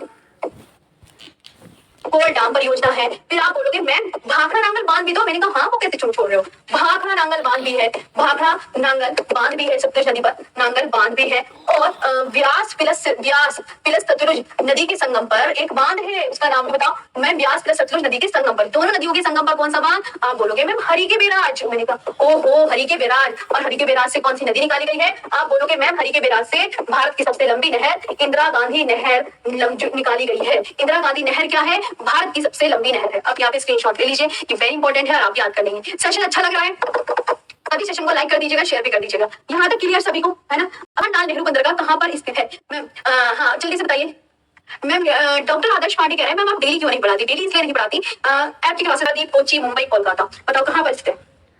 तो जवाहरलाल नेहरू बंदरगाह भारत के महाराष्ट्र राज्य में स्थित है। कहाँ पर है, महाराष्ट्र के महाराष्ट्र राज्य में, यानी कहाँ पर होगा, मुंबई में स्थित होगा। कहाँ पर होगा, मुंबई में। अगला क्वेश्चन, निम्नलिखित में से वह कौन सा शहर है जो देश की सड़क आधार संरचना के लिए सर्जित किए जा रहे गोल्डन चतुर्भुज में शामिल है। ये वेरी इंपॉर्टेंट क्वेश्चन है। गोल्डन चतुर्भुज, गोल्डन चतुर्भुज आपका मिलेगा कहाँ पे, ये चार ऑप्शन, दिल्ली, मुंबई, चेन्नई, कोलकाता। अब बताओ कौन सा नहीं शामिल है, दिल्ली, मुंबई, चेन्नई व कोलकाता, दिल्ली, मुंबई, चेन्नई व कोलकाता। ये आपने बहुत अच्छे से याद कर दिया। इसकी लंबाई 5846 मीटर है। लंबाई कितनी है, 5846 मीटर। कुछ इंपॉर्टेंट फैक्ट्स हैं यहाँ पे आप लिख लीजिएगा। हैदराबाद जो है स्वर्णिम चतुर्भुज राजमार्ग के अंतर्गत नहीं आता, ठीक है। स्वर्णिम चतुर्भुज परियोजना के अंतर्गत 4 लाइन वाले महानगर शामिल है, 4 लाइन वाले महानगर शामिल है, ठीक है। तो ये हो गया आपका गोल्डन चतुर्भुज, ठीक है। तो दिल्ली, मुंबई यानी हैदराबाद नहीं शामिल है। कौन नहीं शामिल है, हैदराबाद नहीं शामिल है। नहीं मानता। स्वर्णिम चतुष्कोण से क्या अभिप्राय है बताओ, अभी बताया ना मैंने, स्वर्णिम चतुष्कोण से क्या अभिप्राय है बताओ। नेक्स्ट क्वेश्चन का आंसर दीजिए सभी। यहाँ पे सेशन को लाइक भी कर दीजिएगा, शेयर भी कर दीजिएगा। अच्छे समझ में आ रहा है, बताओ यहाँ तक निखिल यादव। देखो आपकी 2 घंटे की क्लास में 51 क्वेश्चन हो चुके हैं। अगर आप डेली आज आपके क्वेश्चन हो जाएगा कि 4 भारतीय महानगरीय शहरों को जोड़ने वाले राष्ट्रीय राजमार्ग विकास परियोजना से इसका संबंध है। पूछ लूं, चलो तो मुझे यहाँ पे एक एक करके बताओ। हरित क्रांति किससे संबंधित है, हरित। श्वेत बताओ किससे संबंधित है, आपका टेस्ट है। श्वेत बताओ। नीली किससे संबंधित है ये बताओ, नीली क्रांति बताओ। भूरी क्रांति उत्पादन नहीं लिखने वाली, बार उत्पादन लिखूंगी तो वो वैसा हो जाएगा। श्वेत क्रांति जो है दुग्ध से संबंधित है, दुग्ध। नीली क्रांति जो है मत्स्य उत्पादन से संबंधित है, किससे, मत्स्य से। भूरी क्रांति कोको उत्पादन से संबंधित है। रजत रेशा क्रांति अंडा या कुक्कुट से संबंधित है, किससे, अंडा या कुक्कुट से संबंधित है। पीली क्रांति तिलहन से। लाल क्रांति टमाटर मांस उत्पादन से, टमाटर मांस उत्पादन से। गुलाबी क्रांति जो है आपकी झींगा से, झींगा मछली से हो गया, और प्याज से और औषध उत्पादन से, प्याज से हो गया और औषध उत्पादन से हो गया। बादामी क्रांति मसाला उत्पादन से संबंधित है, मसाला उत्पादन से। सुनहरी क्रांति फल या शहद उत्पादन से संबंधित है, फल या शहद उत्पादन से। गोल क्रांति तो आलू, जो किस कोई भी सब्जी नहीं बनती इसके बगैर, आलू के बगैर, ये है, ठीक है, आलू हो गया। अब धनुष्य क्रांति सभी क्षेत्रों के उत्पादन में वृद्धि करने से है, सभी क्षेत्रों के उत्पादन में वृद्धि करने से है, वृद्धि करने से, ठीक है, वृद्धि करने से। रजत रेशा क्रांति जो है किससे संबंधित है, कपास उत्पादन से, कपास उत्पादन, और ये जूट उत्पादन से संबंधित है। और सेफ्रॉन क्रांति किससे संबंधित है, केसर उत्पादन, और ये उर्वरक उत्पादन। हरित सोना क्रांति बांस उत्पादन, और ये मोटे अनाज, मूंग क्रांति मोटे अनाज उत्पादन। ब्राह्मणी क्रांति भिंडी उत्पादन। अभी मैंने ना सारी आपको क्रांति लिखवा ली, आप बहुत अच्छे से याद करें। बता दो, काली को लिखा ही नहीं है भाई। काली क्रांति है कच्चा तेल उत्पादन से, कच्चा तेल उत्पादन से, काली क्रांति भी लिख लो मैडम, कच्चा तेल उत्पादन से, ठीक है, आपको समझ में आ रहा है। अगर आकांक्षा यादव, तभी गेहूं फसल के उत्पादन से संबंधित है, किसकी, करनाल बंड रोग जो है वो गेहूं फसल के उत्पादन से संबंधित है। अगला क्वेश्चन, केंद्रीय शुष्क बागवानी संस्थान स्थित है, बागवानी, ब फॉर बागवानी और बा फॉर क्या आ जाता है, बीकानेर, बा फॉर बागवानी के याद रखना कि यदि आप करो बा फॉर बागवानी, बे फॉर बीकानेर, और बीकानेर आपका कहां पर है, राजस्थान में, बे फॉर बागवानी और बे फॉर बीकानेर, ठीक है ना, बे फॉर बागवानी और बे फॉर बीकानेर। अगला, राष्ट्रीय डेयरी अनुसंधान संस्थान कहां पर है, डेयरी कहां पर है ये बताइए, डेयरी, राष्ट्रीय डेयरी अनुसंधान संस्थान। अब ये क्षेत्र है और ये स्थानांतरित खेती है। स्थानांतरित खेती की डेफिनेशन तो पता ही होगा ना, स्थानांतरित खेती ऐसी खेती होती है जहां पर किसी विशेष एरिया को, ये क्षेत्र को, जंगल के क्षेत्र को काटकर या जलाकर साफ किया जाता है, काटकर और जलाकर जो साफ किया जाता है तो उसे खेती योग्य बनाया जाता है। तो वो खेती योग्य बना लिया, अब उसमें बीज डाल दिया, 2-3 साल तक वो लगातार खेती करेंगे। अब जब लगता है यार यहाँ पे खेती की जो है उपजाऊ शक्ति अच्छी नहीं है, बंजर भूमि होती जा रही है, तो फिर ये क्या करते हैं, जहाँ स्थानांतरित कृषि, जहाँ जो ये लोग करते हैं, एक दूसरे क्षेत्र में जाते हैं, यार अब हम यहाँ खेती करेंगे, उसे बंजर बना जाते हैं। तो इसलिए याद रखना है, जो ये स्थानांतरित खेती होती है पर्यावरण को हानि पहुंचाती है। पर्यावरण को हानि कैसे पहुंचा रही है भाई, 2-3 साल खेती करते हैं, उसकी उर्वरा शक्ति खत्म हो जाती है जमीन की, तो ये वहां पे खेती नहीं करते, उस स्थान को छोड़ के चले जाते हैं, फिर दूसरे स्थान को खोजते हैं, वहीं पे सेम प्रक्रिया अपनाते हैं, वहीं पे उस क्षेत्र की वनस्पति को काटकर या जलाकर साफ करते हैं, फिर उसे खेती योग्य बनाते हैं, फिर वो 2-4 साल वहां खेती करी, फिर भैया लो निकल दो, ऐसा हो जाता है। तो अभी ये क्षेत्र और ये स्थानांतरित खेती, यहाँ पे इसका राइट आंसर। तो स्थानांतरित खेती को अलग अलग राज्यों में अलग अलग नामों से जाना जाता है। पश्चिमी घाट में क्या बोलते हैं, कुमारी बोलते हैं, दक्षिणी पूर्वी राजस्थान में बोलतरे बोलते हैं, उत्तर पूर्वी भारत में झूम बोलते हैं, और मध्य प्रदेश और ढैया बोलते हैं, छत्तीसगढ़ में ढैया बोलते हैं। अलग अलग राज्यों में इसको अलग अलग खेती को ना अलग अलग नामों से जाना जा रहा है। यहाँ तक क्लियर सभी स्टूडेंट को, सबको अच्छा लग रहा है। मैं मेरा नाम नहीं लिया का, हरित क्रांति का संबंध बताओ, हरित क्रांति किस व्यक्ति से संबंधित है, हरित क्रांति आ जाता है। अगला, निम्नलिखित में स्पष्ट होकर विचार कीजिए, कौन खरीफ की फसल, यहाँ पे खरीफ की फसल बतानी है, तो आप बोलोगे मैम खरीफ की फसलें पहले लिख देते हैं, है ना, पहले खरीफ की फसलें लिख देते हो, मैं सारी को खरीफ की फसलें, खरीफ, धान, फिर आप बताओगे, ठीक है, धान, सोयाबीन, धान हो गया, सोयाबीन हो गया, अरहर, खरीफ की फसलें मैंने इधर लिख दी, धान, सोयाबीन, अरहर, तिल,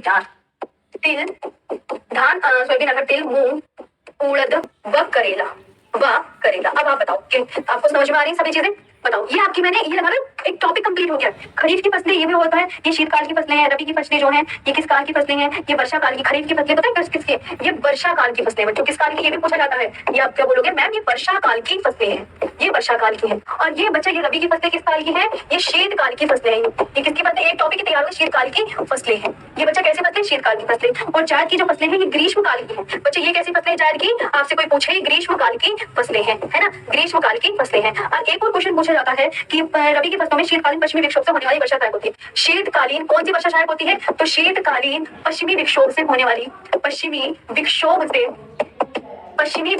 से होने वाली वर्षा सहायक होती है, वर्षा सहायक होती है, वर्षा सहायक होती है। और इससे कौन सी वर्षा सहायक होती है, ये भी आंसर याद रखना है। तो आप बोलोगे मैम दक्षिण पश्चिम मानसूनी वर्षा से लाभ होता है, किससे, दक्षिण पश्चिम मानसूनी वर्षा से लाभ होता है, किससे होता है, दक्षिण पश्चिम मानसूनी वर्षा से लाभ होता है। अभी मैंने ये मतलब एक चैप्टर ही कंप्लीट हो गया आपको, ठीक है, ठीक है। अभी आपको ये सेशन अच्छे से समझ में आया।